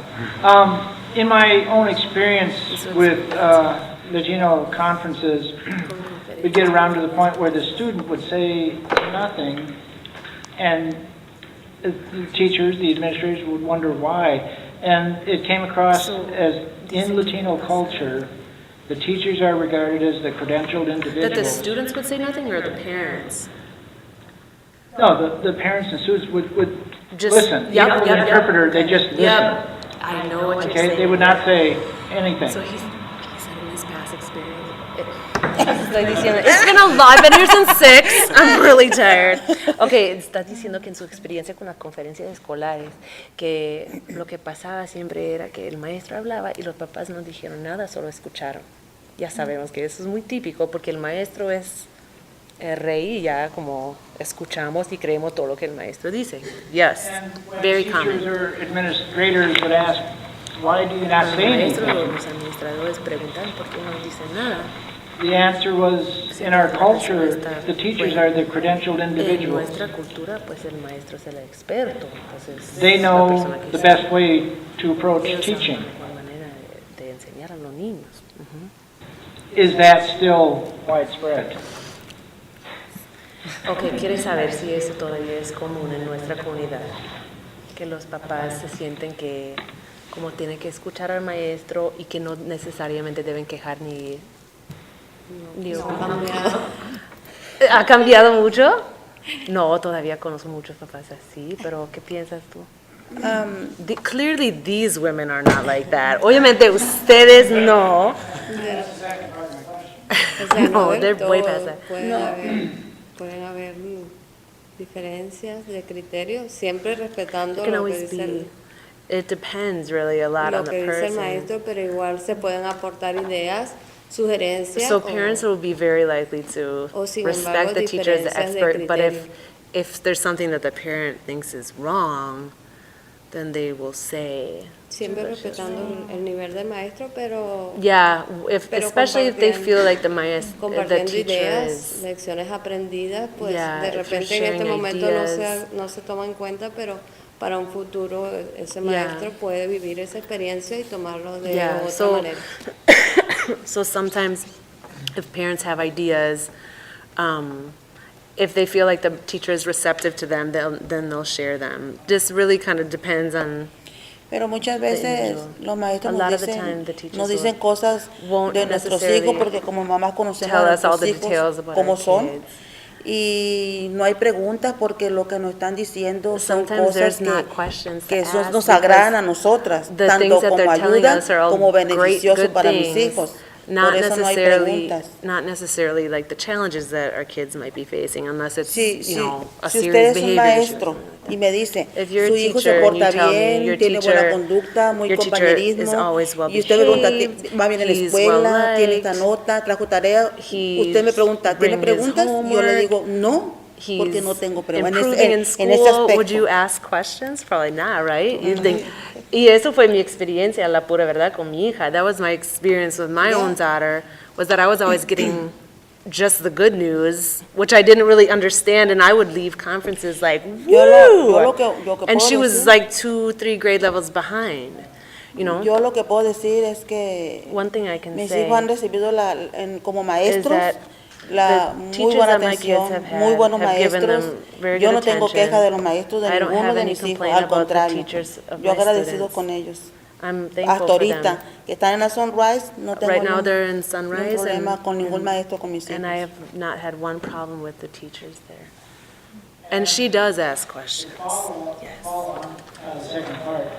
Present company accepted, of course, here. Obviamente ustedes son excepcionales. But what's the comfort level with Latinos addressing issues with the teachers of their children? Do they approach the teacher directly or only if there's a translator? Or do they go through you? Ok, como si él quiere saber qué es del nivel de, como si quiere saber más o menos si los papás, si ustedes piensan que los papás se sienten cómodos preguntando cosas a los maestros o a los administradores, o si hay un problema yendo a la escuela para quejar, ¿van directos o esperan para un intérprete o me llaman a mí y me pregunto? Te llamamos. No damos. Okay, yeah. Bueno, sí entiendo la pregunta que hace usted I porque understand the question nosotros that no you're tenemos asking, problemas, pero hay muchos because papás que sí tienen we ese don't problema have y no se necessarily animan a a lot hacer of esa issues with pregunta. that, Y, but there are a lot of y parents conozco who do. They gente don't que se queda feel con confident dudas enough to porque go in. temor o no sé, pero no Sometimes se the language pregunta. piece, that they don't go and ask the question. Yeah. Unless it's really, yes. And that's really been my experience even in Minneapolis public schools, is that parents will go and maybe they'll like gather up some confidence to go in and demand that someone translates for them to address a serious issue, but then they might not follow up with the school. It's not like a collaboration where, you know, someone's sitting there and facilitating a conversation, so everyone's on the same page. So the parents leave and they know the school's supporting my child in this way, and the school knows the parent's going to support their students' academic education in this way. You know what I mean? It's not at that point yet. I'm working on it. And con estas, pues ya, más rápido y fácil, ¿verdad? Vamos a convencer a todos los papás. Yes. Norte America, self-advocacy is a virtue. We value that. Es un gran, ya saben que es algo muy importante aquí, el saber de abogar para sí mismo. Muy importante. Y más para los muchachos latinos, porque, y los muchachos de color en general, porque no siempre reciben lo que merecen recibir y los papás tenemos que estar, ya, y los niños tienen que aprender a hacer eso también. Muchas gracias. De nada, gracias a ustedes. Any other questions or comments? Oh, over here. Thank you. Dice gracias. You said you have 1,000 ideas. Usted dice que tiene 1000 ideas. Sí, yo creo que sí. 1001. 1001. She said, no, she said 1001, yes. Oh, está listo, dice. Quiere escuchar las ideas que tenemos. No tenemos el tiempo. No tenemos el tiempo hoy, pero el punto es, the point is that you are receptive, yes. Que quiere recibirlas. Your question is, Pregunta reales. I have a stepson who came here. He Tiene un came from hijado China. que vino aquí desde China. And we are both parents for other Chinese kids. Y a veces son como guardianes para otros estudiantes chinos que vienen. They went to different school districts. Pero ellos fueron a diferentes distritos escolares. But they tended to always go to lunch after school Pero with lo que other hacen ellos Chinese kids. es que siempre querían juntarse con otros estudiantes chinos, siempre. They weren't mingling or No estaban interacting. mezclando mucho con otros muchachos. So first question. Primera pregunta, Happens. ¿eso es lo que ustedes han visto también con nuestros muchachos? Yo, mis hijos, me gusta más platicar, estar con... She said that her sons No nomás con unos, con gringos, morenitos, talk hispanos. with everyone at the school. Mis hijos, no. Her kids. That's her Alexander kids. también ya And tiene her son amigos too. chinos, japoneses, Yeah. americanos, Yeah, has met. mexicanos, todo. Yes, he talks with everyone as well. Santiago creo que se relaciona con todos, pero también Yeah. pasa mucho tiempo solo. Her son, yeah, so her son, he talks to everybody when it's necessary, but he spends a lot of time alone. And I know for a fact that, like my own kids in school tend to almost always hang out with other Latino kids. I mean, it's just like you have everything in common. You don't have to explain anything, you know what I mean? But it doesn't mean that they are necessarily closed off to that. But I think it's, yeah. I was just wondering if one of the ideas is, you know, should there be attempts by the schools or the district to sort of arrange Facilitate? facilitate that, or Yes, they should. even one-on-one mentor? Or is that, in one way, it seems like that's too forced. Well, yeah, it couldn't be forced, because I don't know if that would work, but I think that idea is really good. I will ask them their opinion, see if they agree. So yo estoy de acuerdo con lo que está sugiriendo. Quiere saber si ustedes creen que sería quizás una buena idea que el distrito provee más oportunidades para los niños para que puedan mezclarse y conocer a otros muchachos y todo Sí, eso. Eso les ayudaría mucho. Ya, y como ustedes dijeron, ¿verdad? Como las actividades Extracurriculares. y después de la escuela, eso ayuda mucho. Muchísimo. Yeah, and they said that one of the things that they totally agree as well, that would be great. And one real easy way that's kind of already in place is like just expanding community ed options in all of the schools, because with sports and things like that, where the students just naturally start, improving their English, learning to work with other students, meeting other kids that they'll see the next day in school, all of those things would be great. Okay. Creo que algo que sería importante también One para thing ellos that y she que nos thinks would be ayudaría a important. involucrarse es que también, digamos, en nuestro caso, también One thing that would be really helpful puedan for the aportar kids. algo a los demás, a las personas de acá, que ellos puedan, digamos, enseñar Would be algo de to lo que also talk sabemos with the de kids nuestro país o de nuestro who were sistema, o born de and grown up here, que so that they ellos can mismos learn about puedan us too. compartir Sharing, algo del método que nosotros traemos, sharing things that enseñarlo a sus compañeros y eso that para ellos students are sería good muy at, importante porque es cultural sentirse things que that lo que students are estamos- bringing lo que with se them, está dando va a ser importante y va a traer algo bueno and putting o algún importance on objetivo that que mutual concreten para learning. todos. Yeah, so that everyone's sharing that learning together and moving forward together.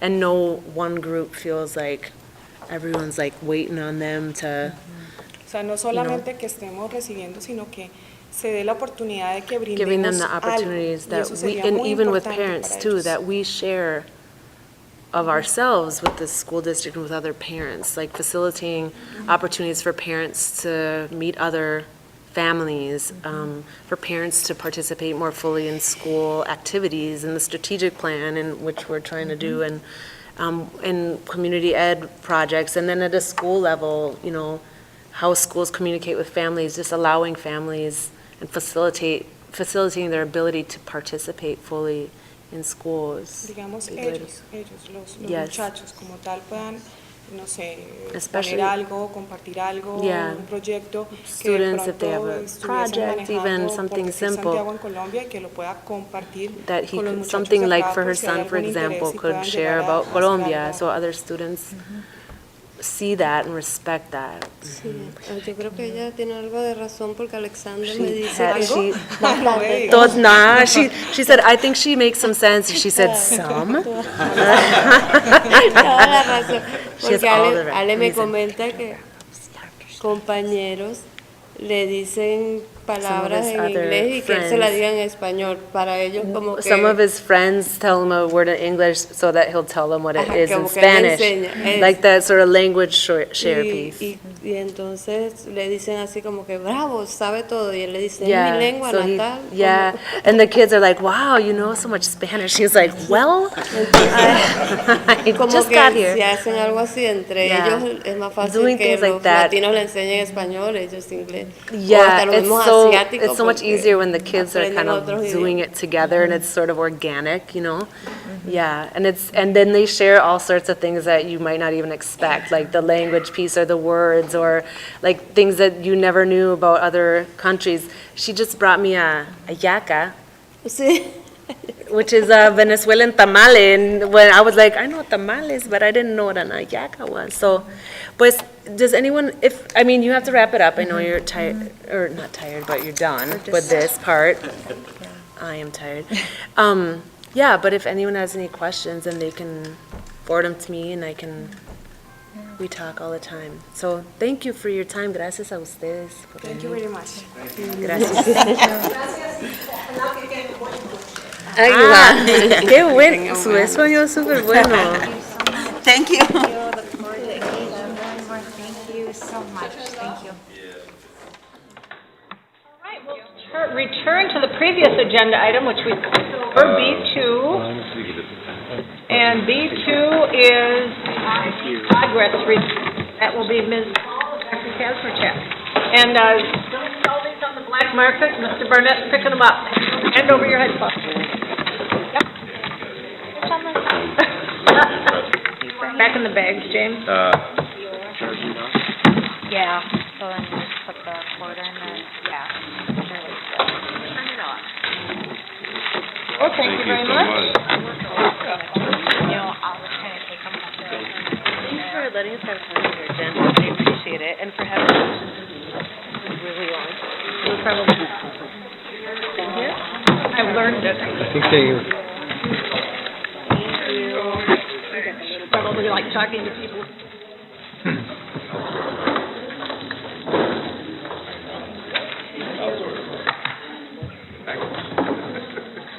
When you're under pressure. Actually, what language did you take? Were you able to follow the? Yeah, actually, Thank you. yeah, so I actually trying to not listen to my headphones. Yeah, very good, very good. All right, Ms. Hall. All right, Madam Chair, members of the board, Dr. Kazmierczak. First, thank you so much for taking the time. You've prioritized it at the board level to really be intentional about opportunities to engage parents, and I really appreciate you taking the time and the agenda to hear from some of our families, so thank you. This part of the session, we're going to really walk through and talk about the purpose of the evaluation, the CARE evaluation study that is happening right now with the 3 IB schools that we have in the district, Matoska, Sunrise, and Central. Just to step back a little bit, it was about a year ago in October 24th at our work study that we had a conversation with the school board, and it was identified as part of the strategic planning priorities that the IB programs would be reviewed. And then we had a contract that went through with the Center for Applied Research and Educational Improvement in January, in which Phase 1 was conducted. And right now, we are in the middle of our Phase 2 process. And really, Phase 2 focuses on parent, teacher, and student perspectives on the IB program. And so throughout this fall, we've had surveys being conducted of those 3 stakeholder groups. And focus groups are happening tonight, actually, at 2 of the schools, and the 3rd school will happen this week as well. And then the last survey will go out, the student survey. So then we'll be able to have collected all of our stakeholder input for the CARE evaluation. And then they're going to be taking December and January to pull together all of that perception information. That's quite a involved process in which they need to take some time in order to do that effectively to give us the information that we have asked them to pull together for us. And then they anticipate at the end of January, therefore prepared by our February work study session, to bring their report to us in terms of the Phase 2 of the evaluation. There was a Phase 2B. We've referred to it as Phase 3, but technically in our notes it's referred to as Phase 2B, which we'll have to make a decision, or you'll have to make a decision at that time if you want to include that as part of the process. But our hope is that in conjunction with all of the opportunities that we've had to pull together information about the program, primarily through the first Phase 1 and Phase 2 of the evaluation, that we would then in March be bringing a recommendation to the board in terms of programming. So that's an overview in terms of the process, and just wanted to make sure everybody's understanding where we're at in terms of a priority that you established as a board, and I will say you picked a good one. There's a lot here for us to really make sure we have a complete understanding of, so that we make the best decision we can on behalf of our students. For Ms. Paul, or discussion, Mr. Mullen. Ms. Ball, is this information getting out to the respective schools and the parents that are having some concern, like maybe through the PTA or something? The survey was administered to all parents and all teachers, so everybody will have had an opportunity to engage in the process. What they do then is they take the survey feedback that they get for, let's say, the teacher group, and then they dug in a little bit more, like 70% of respondents responded in this way on this question. Is that your perception, or can you give us a little more of an understanding around the feedback that we got on the survey? So they're linking the focus group questions to gain a deeper knowledge of the themes that come out of the surveys. Any other questions? Ms. Safi? Chrissy, Sarah, the listening sessions that were held last Monday, is that information going to Carrie, or was that done separately? What's happening with the information collected? Because I know there were some board members that were able to come. Is that information going to be shared with the other board members? So, just unclear what's happening with that information. So when we finished phase 1 of the evaluation, parents had asked, they appreciated the process that was going to happen with phase 2, where there would be a focus group, but not all parents were going to be able to be part of a focus group. It was going to be a representative group. And they asked if we could have an opportunity for any parent that wanted to come to be heard and share their perspective. Carrie commended us. They were involved in reviewing the questions and the protocols that we had used, but it is not part of their evaluation that they are going to be writing their report from, mainly because they didn't feel that it would necessarily followed a research protocol that they felt would be something they would put their name on for that study. It is part of how we will look across the information that we gather when we bring a recommendation to you for what to do with the programming. We had a process in which we included everyone. We don't typically share just like the raw data on something, but we definitely have talked about sharing that as part of any recommendation we would bring to you, so that everybody can see the information that we're basing any recommendation on. Does that answer your question? Okay, so that information will be shared with us. Yeah, I think the biggest thing we want to make sure is that we honor the process that we've invested a lot of resources in with Carrie, and we don't want to create a shadow process. I think people are really trusting us that we're really going to make sure that the way that people have been able to engage in the Carrie process is part of what we're looking at when we look at that Carrie review. The listening sessions, it was an important input into our decision-making process as a district, but it's not part of the Carrie review process. But the listening sessions were one additional way that we were able to gain some valuable perspective, and so we definitely will want to make sure that you're hearing how we're using that information to make any decisions or recommendations we bring to you as a board. So is that information going to be shared with the board, the Google Docs that were? The information will be shared with the board when we bring a recommendation to you as a board, yes. Any questions or comments, Mr. Chapman? And just to confirm, it will be the raw data that we'll see from the listening sessions and things? I don't see any issue with anybody seeing that information. It's not so much an issue of seeing it, it's a matter of not wanting to create a shadow process as we've invested in the Carrie review. But being able to see what that information was from all 3 schools, there's not an issue with sharing that when we bring a recommendation to you. It's just a matter of having something come out separately from a formal process that we're invested in to bring to you in terms of that Carrie report. So it won't be with the Carrie report, it'd be with backing up any recommendations we bring to you after the Carrie report is shared. So likely in preparation for the March work study. Questions or comments? Ms. Sahi?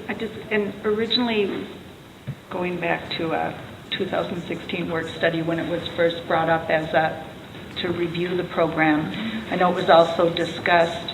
I thought it was important that we also get the financial information to help us make a decision. And I know some of that information has filtered through, but I was wondering if we were going to receive. I know that it's impossible to go back and look at all the professional development that was done prior to implementation, et cetera, without asking specific people, where did you go, et cetera. But is the board going to see an approximate yearly cost? Because I have a figure that was sent to me of $246,900 or something. I was just wondering, is that going to be shared with the board too, since we're also need to look at everything related to the program, which includes the financial costs when you're making a decision? So that was part of the Carrie's proposal for 2B, Phase 2B. I will yield to Dr. Kazmachek and Mr. Wald because it's something that we may be able to do internally without having to use Carrie, but I want to make sure to yield to them if they've thought about that. Yes, that'll be part of what we do. Yeah. Thank you. Anyone else? Mr. Kimball? Or Mr. Kojak, I should say, with the Tootsie Pop in the mouth. That's fine. Ash was confused. Ironically, Kojak. school education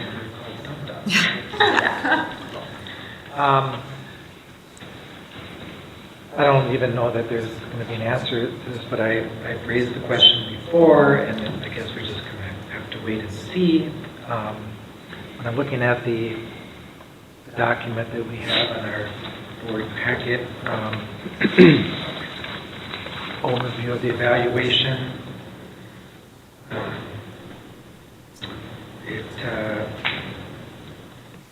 purpose of the evaluation is to provide the school information about the 3 IB schools regarding program implementation. I understand that. Stakeholder perceptions. And then the third one, preliminary student outcome data. And I just can't say that I still understand what that phrase means, but then, and then just skipping down to the bullets. The fourth bullet. Again, I understand the first three pretty well. To what extent have student outcomes changed? I don't even know how outcomes can change, but that's what it says. To what extent have student outcomes changed as a result of implementing? So I don't understand that bullet. So that's 2 questions or 1. And then just in this discussion here, you've talked about blah, blah, blah, after everything's said and done, the administration will bring a recommendation to the board. And Ellen just used the phrase, to make a decision. So I'm confused about what those recommendations might be or what decision. I don't know that we're faced with a decision. Whenever you do a program review, and especially when you do an external program review in which we're spending a significant number of resources, we've been talking about making sure that we are focused on continuous improvement. Program reviews are common. They're part of being an organization that is really looking at being better. And so when we have spent significant resources into looking at this, it's my understanding that this continues to be a board level conversation when we look at what areas that we've identified to improve upon. And as we've talked with each of the schools, it could come in the form of expanding a program that is outstanding in terms of providing better opportunities for students. It could be program adjustments in terms of how do we make sure to improve on what we're offering. It could be phasing out or eliminating a program. Program improvement can come in many ways. And so that's where after we've invested a significant amount of time in talking about the IB programming, I was operating from the assumption that that was something that the board would want to have a conversation about what those improvements are and what we as leadership have processed and are seeing is in the best interest of our students with the program. All right. Anything further? If I may say, I won't be here when a recommendation comes to the board, but if you can indulge me in just allowing me to share some of my views on this.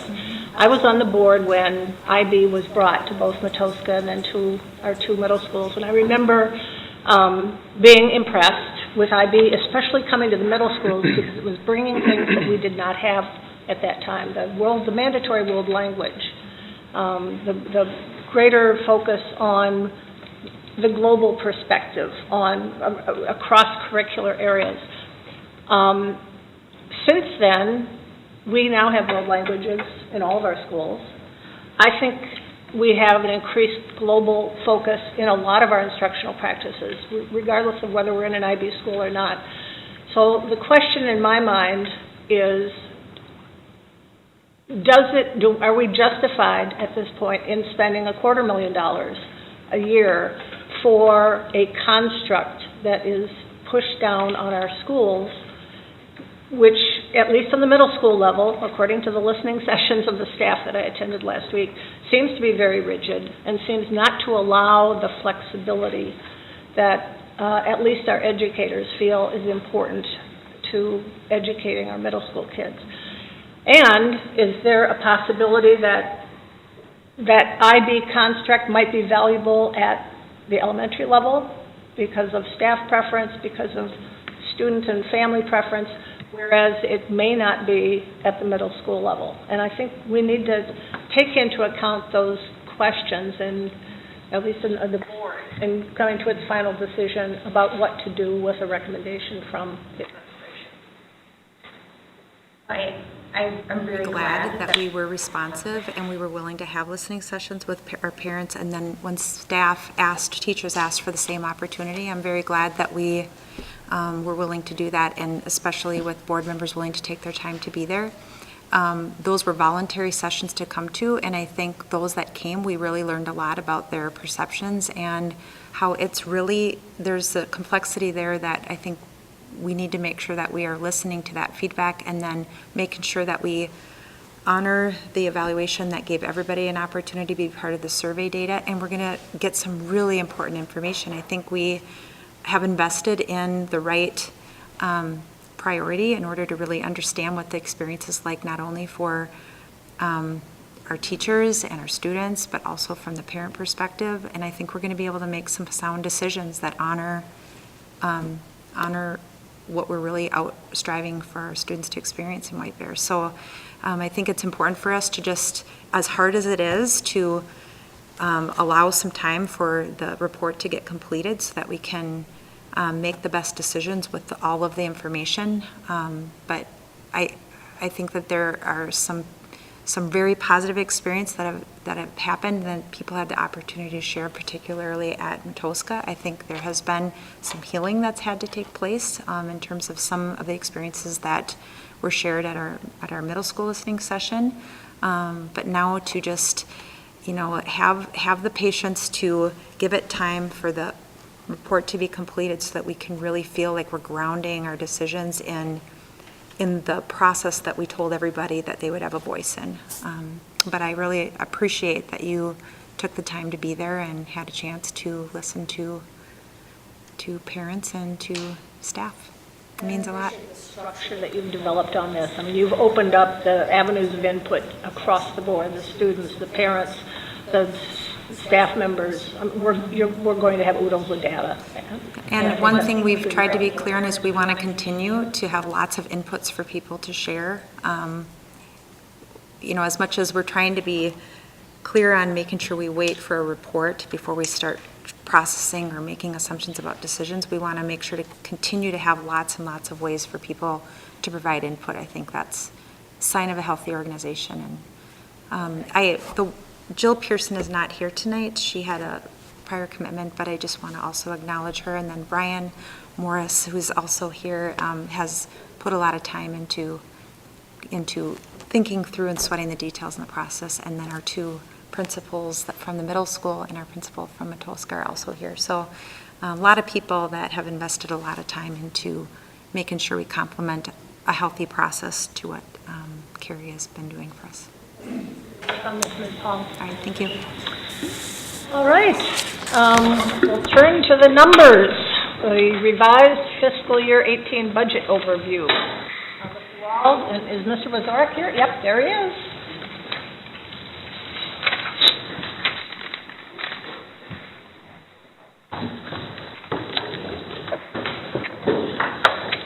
Good evening, Madam Chair, members of the board, Kazmierczak. Last June, you approved the preliminary budget for 2017 18 school year. The key ingredient in the preliminary budget is student enrollment, as that impacts our revenue and our expenditures. As you know, we budgeted for enrollment growth this past year, but we certainly exceeded that growth, again impacting both our revenues and our expenditures.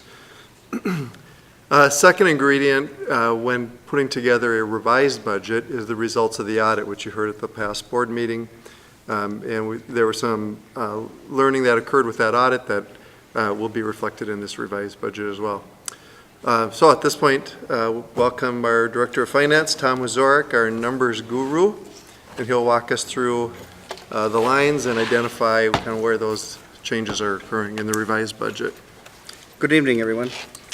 One of the things that I did with the process was I did a recalc of our gen ed revenue, which is a major portion of our general fund revenues.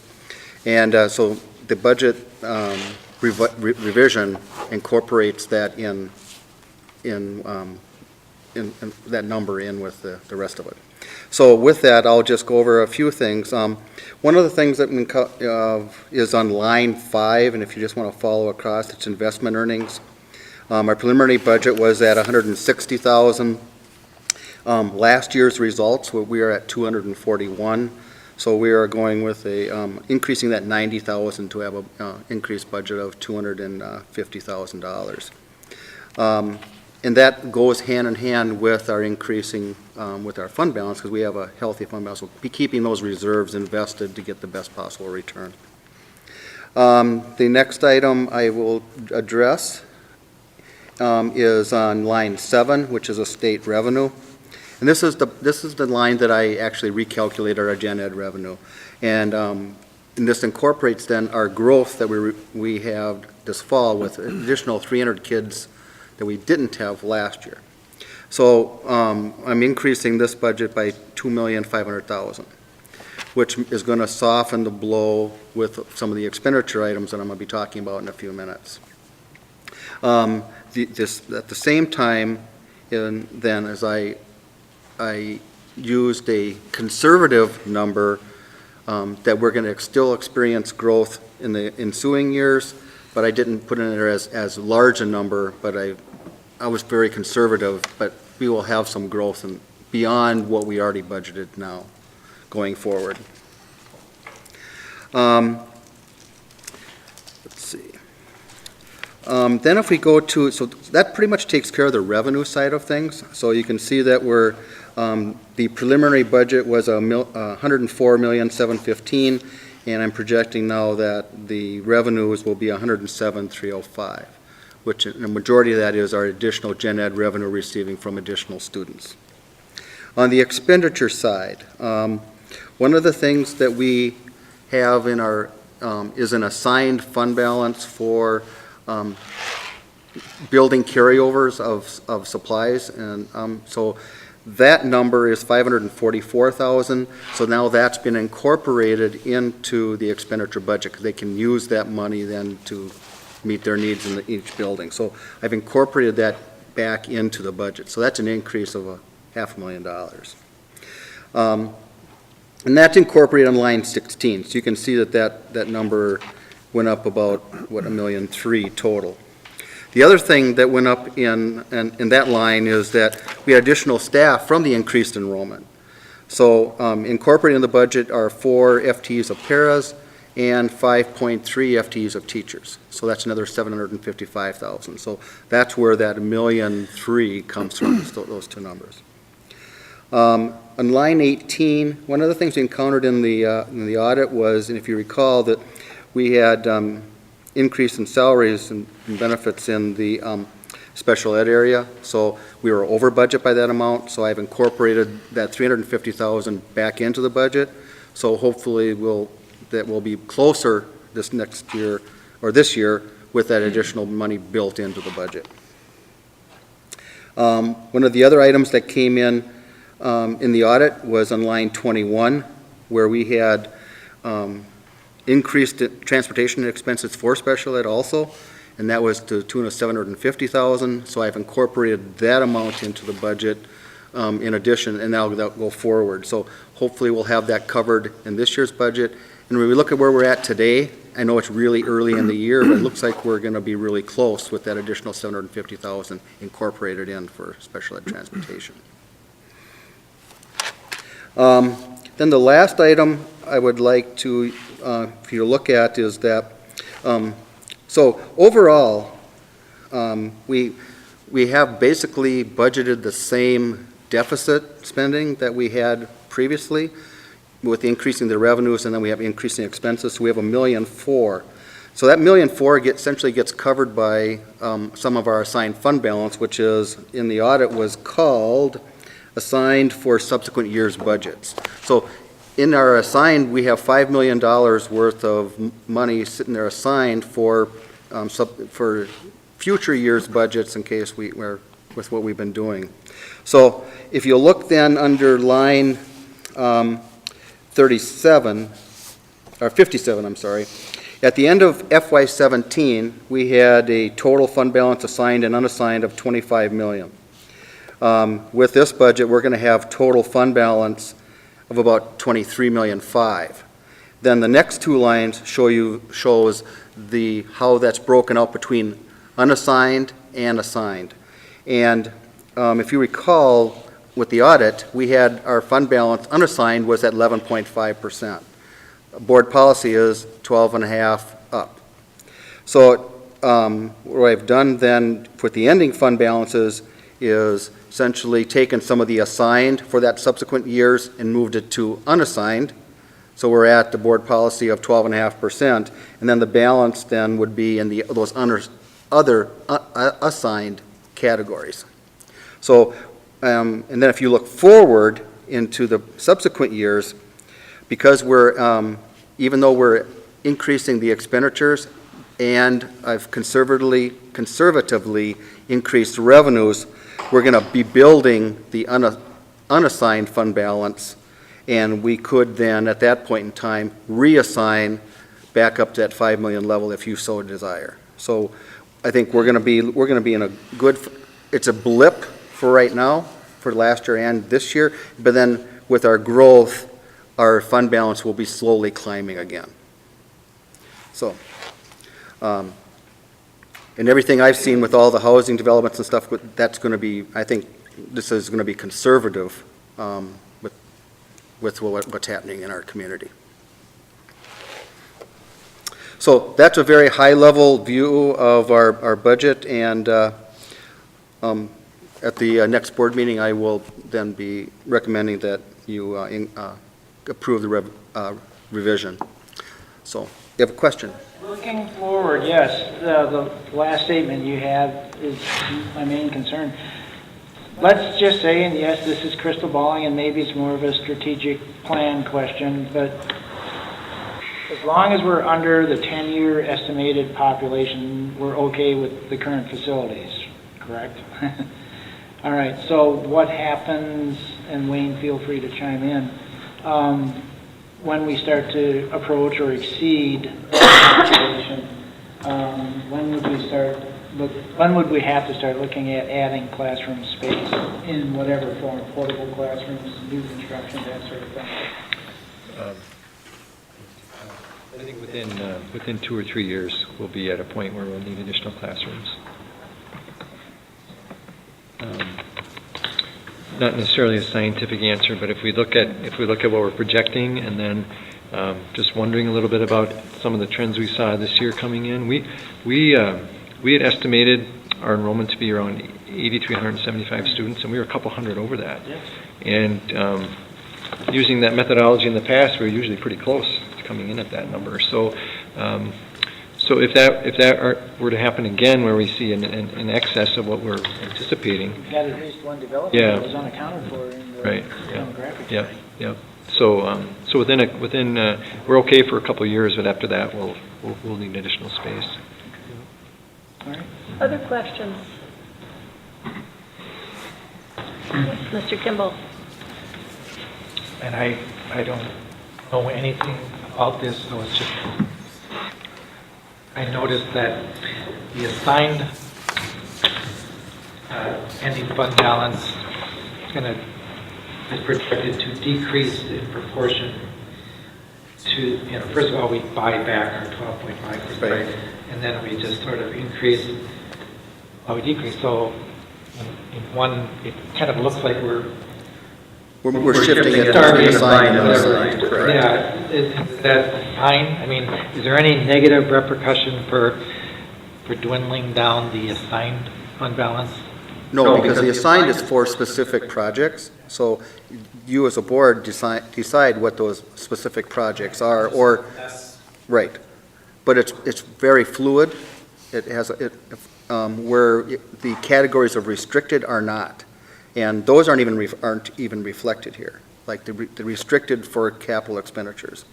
There's an ALC restriction and so on. So those we cannot bring into here and use them for other things. They're restricted for those uses, where the assigned is your determination of how you want to assign them. If we hadn't been deficit spending, I think the auditors made us assign a certain amount into that to make sure that the deficit was covered. But there are some of those things you don't have to assign, but we are doing that just to make sure we have it covered. Perhaps a follow-up to Mr. Kimball's question is, did we run this by Mr. Eichten, our auditor, and is he okay with that, moving from assigned to unassigned fund balance?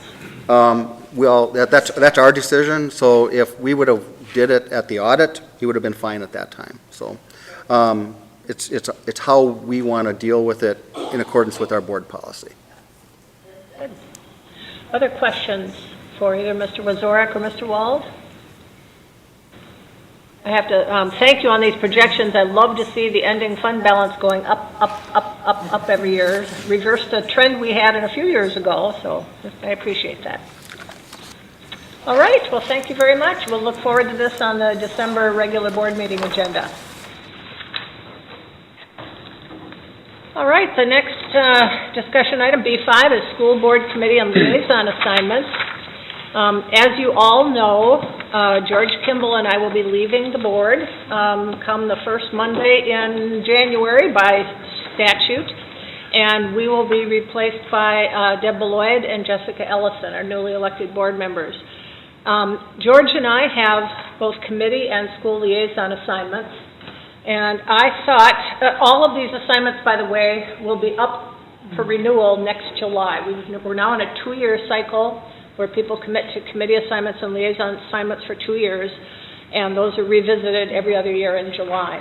What I wanted to do is give the existing board members, who are obviously more senior to the newly elected ones, kind of first crack at choosing to slide into George's or my committee or liaison assignments for the next 6 months until July. And then hopefully beyond, if that's what you choose to do. And then if anybody chooses to make those switches, I will backfill by assigning Deb Beloyd and Jessica Ellison to those positions. So the handout attached to these materials include our current committee assignments and our current liaison assignments. I'm going to allow George and me to say just a few words about the committee and liaison assignments to see if anybody wants to move in. If you do want to make a change, I encourage you within the next few days, not later than Friday, send me an email and say, you know, Janet, I'd really like to have Lincoln as my liaison school, which is my liaison school. And in exchange for that, I'd be willing to give up this liaison school. Or, you know, I really want to take over AMSD, which George has, and in exchange for taking over that committee or that committee assignment, I'd be willing to give up this committee assignment. So, two-part thing. If you're choosing to move into any of these, say you want to do it, and then what you'd be willing to give up in exchange for that. Let me briefly say what my committee assignments are, kind of give a plug for them. I am assigned to Policy Committee with George, and that committee meets currently the third Tuesday morning of every month at 7:15.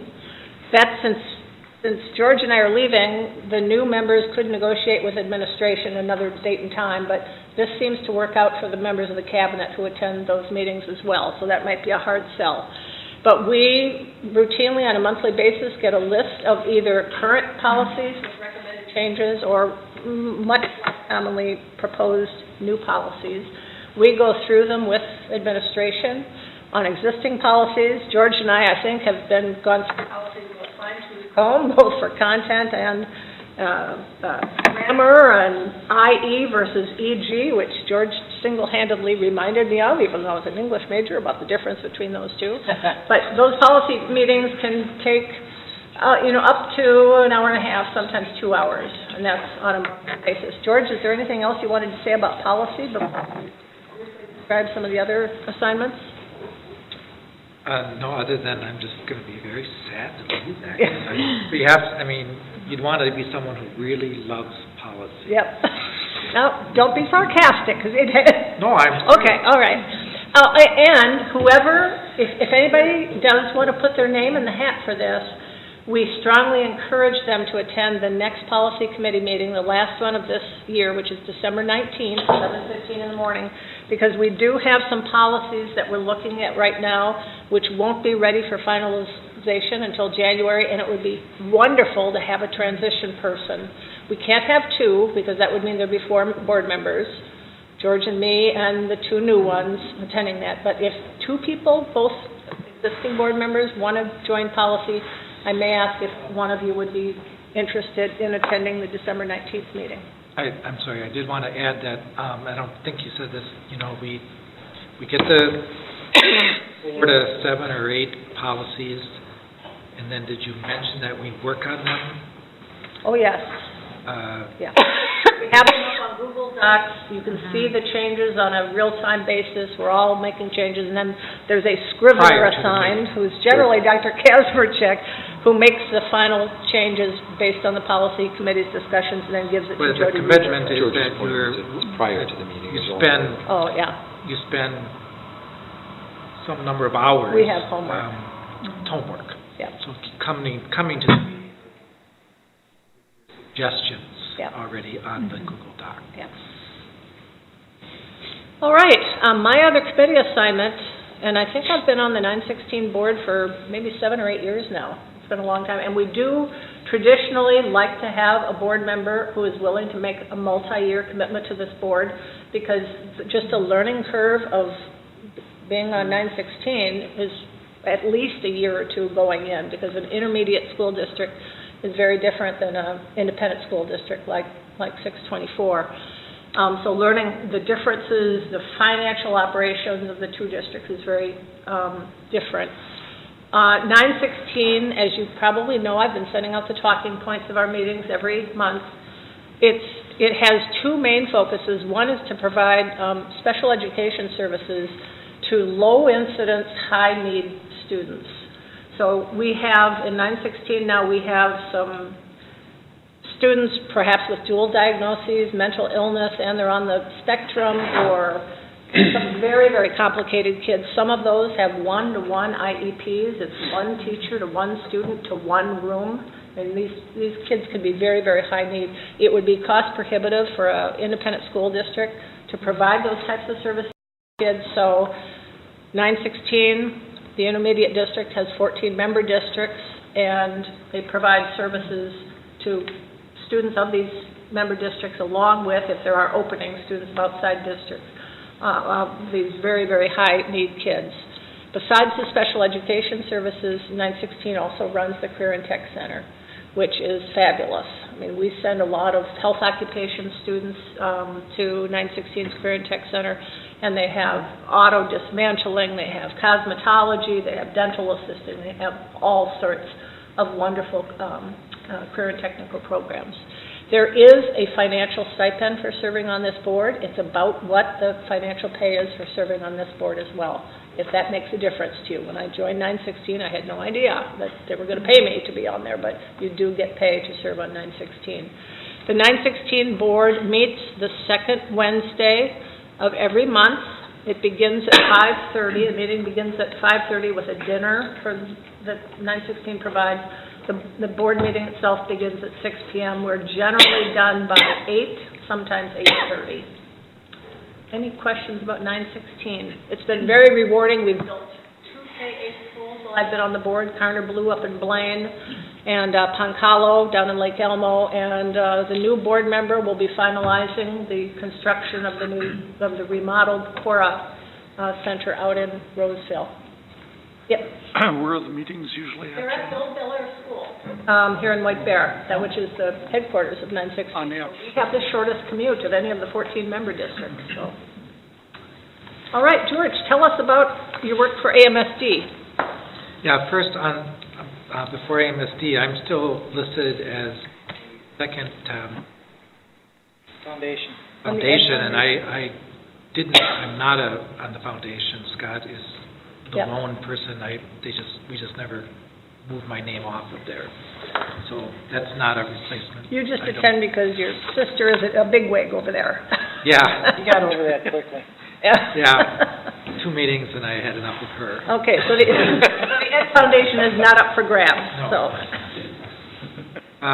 But I have been on AMSD for quite some time, and so AMSD is the Association of Metropolitan School Districts. It's the local metro version, kind of, not version, but, advocacy group, like MSBA would be for the state school.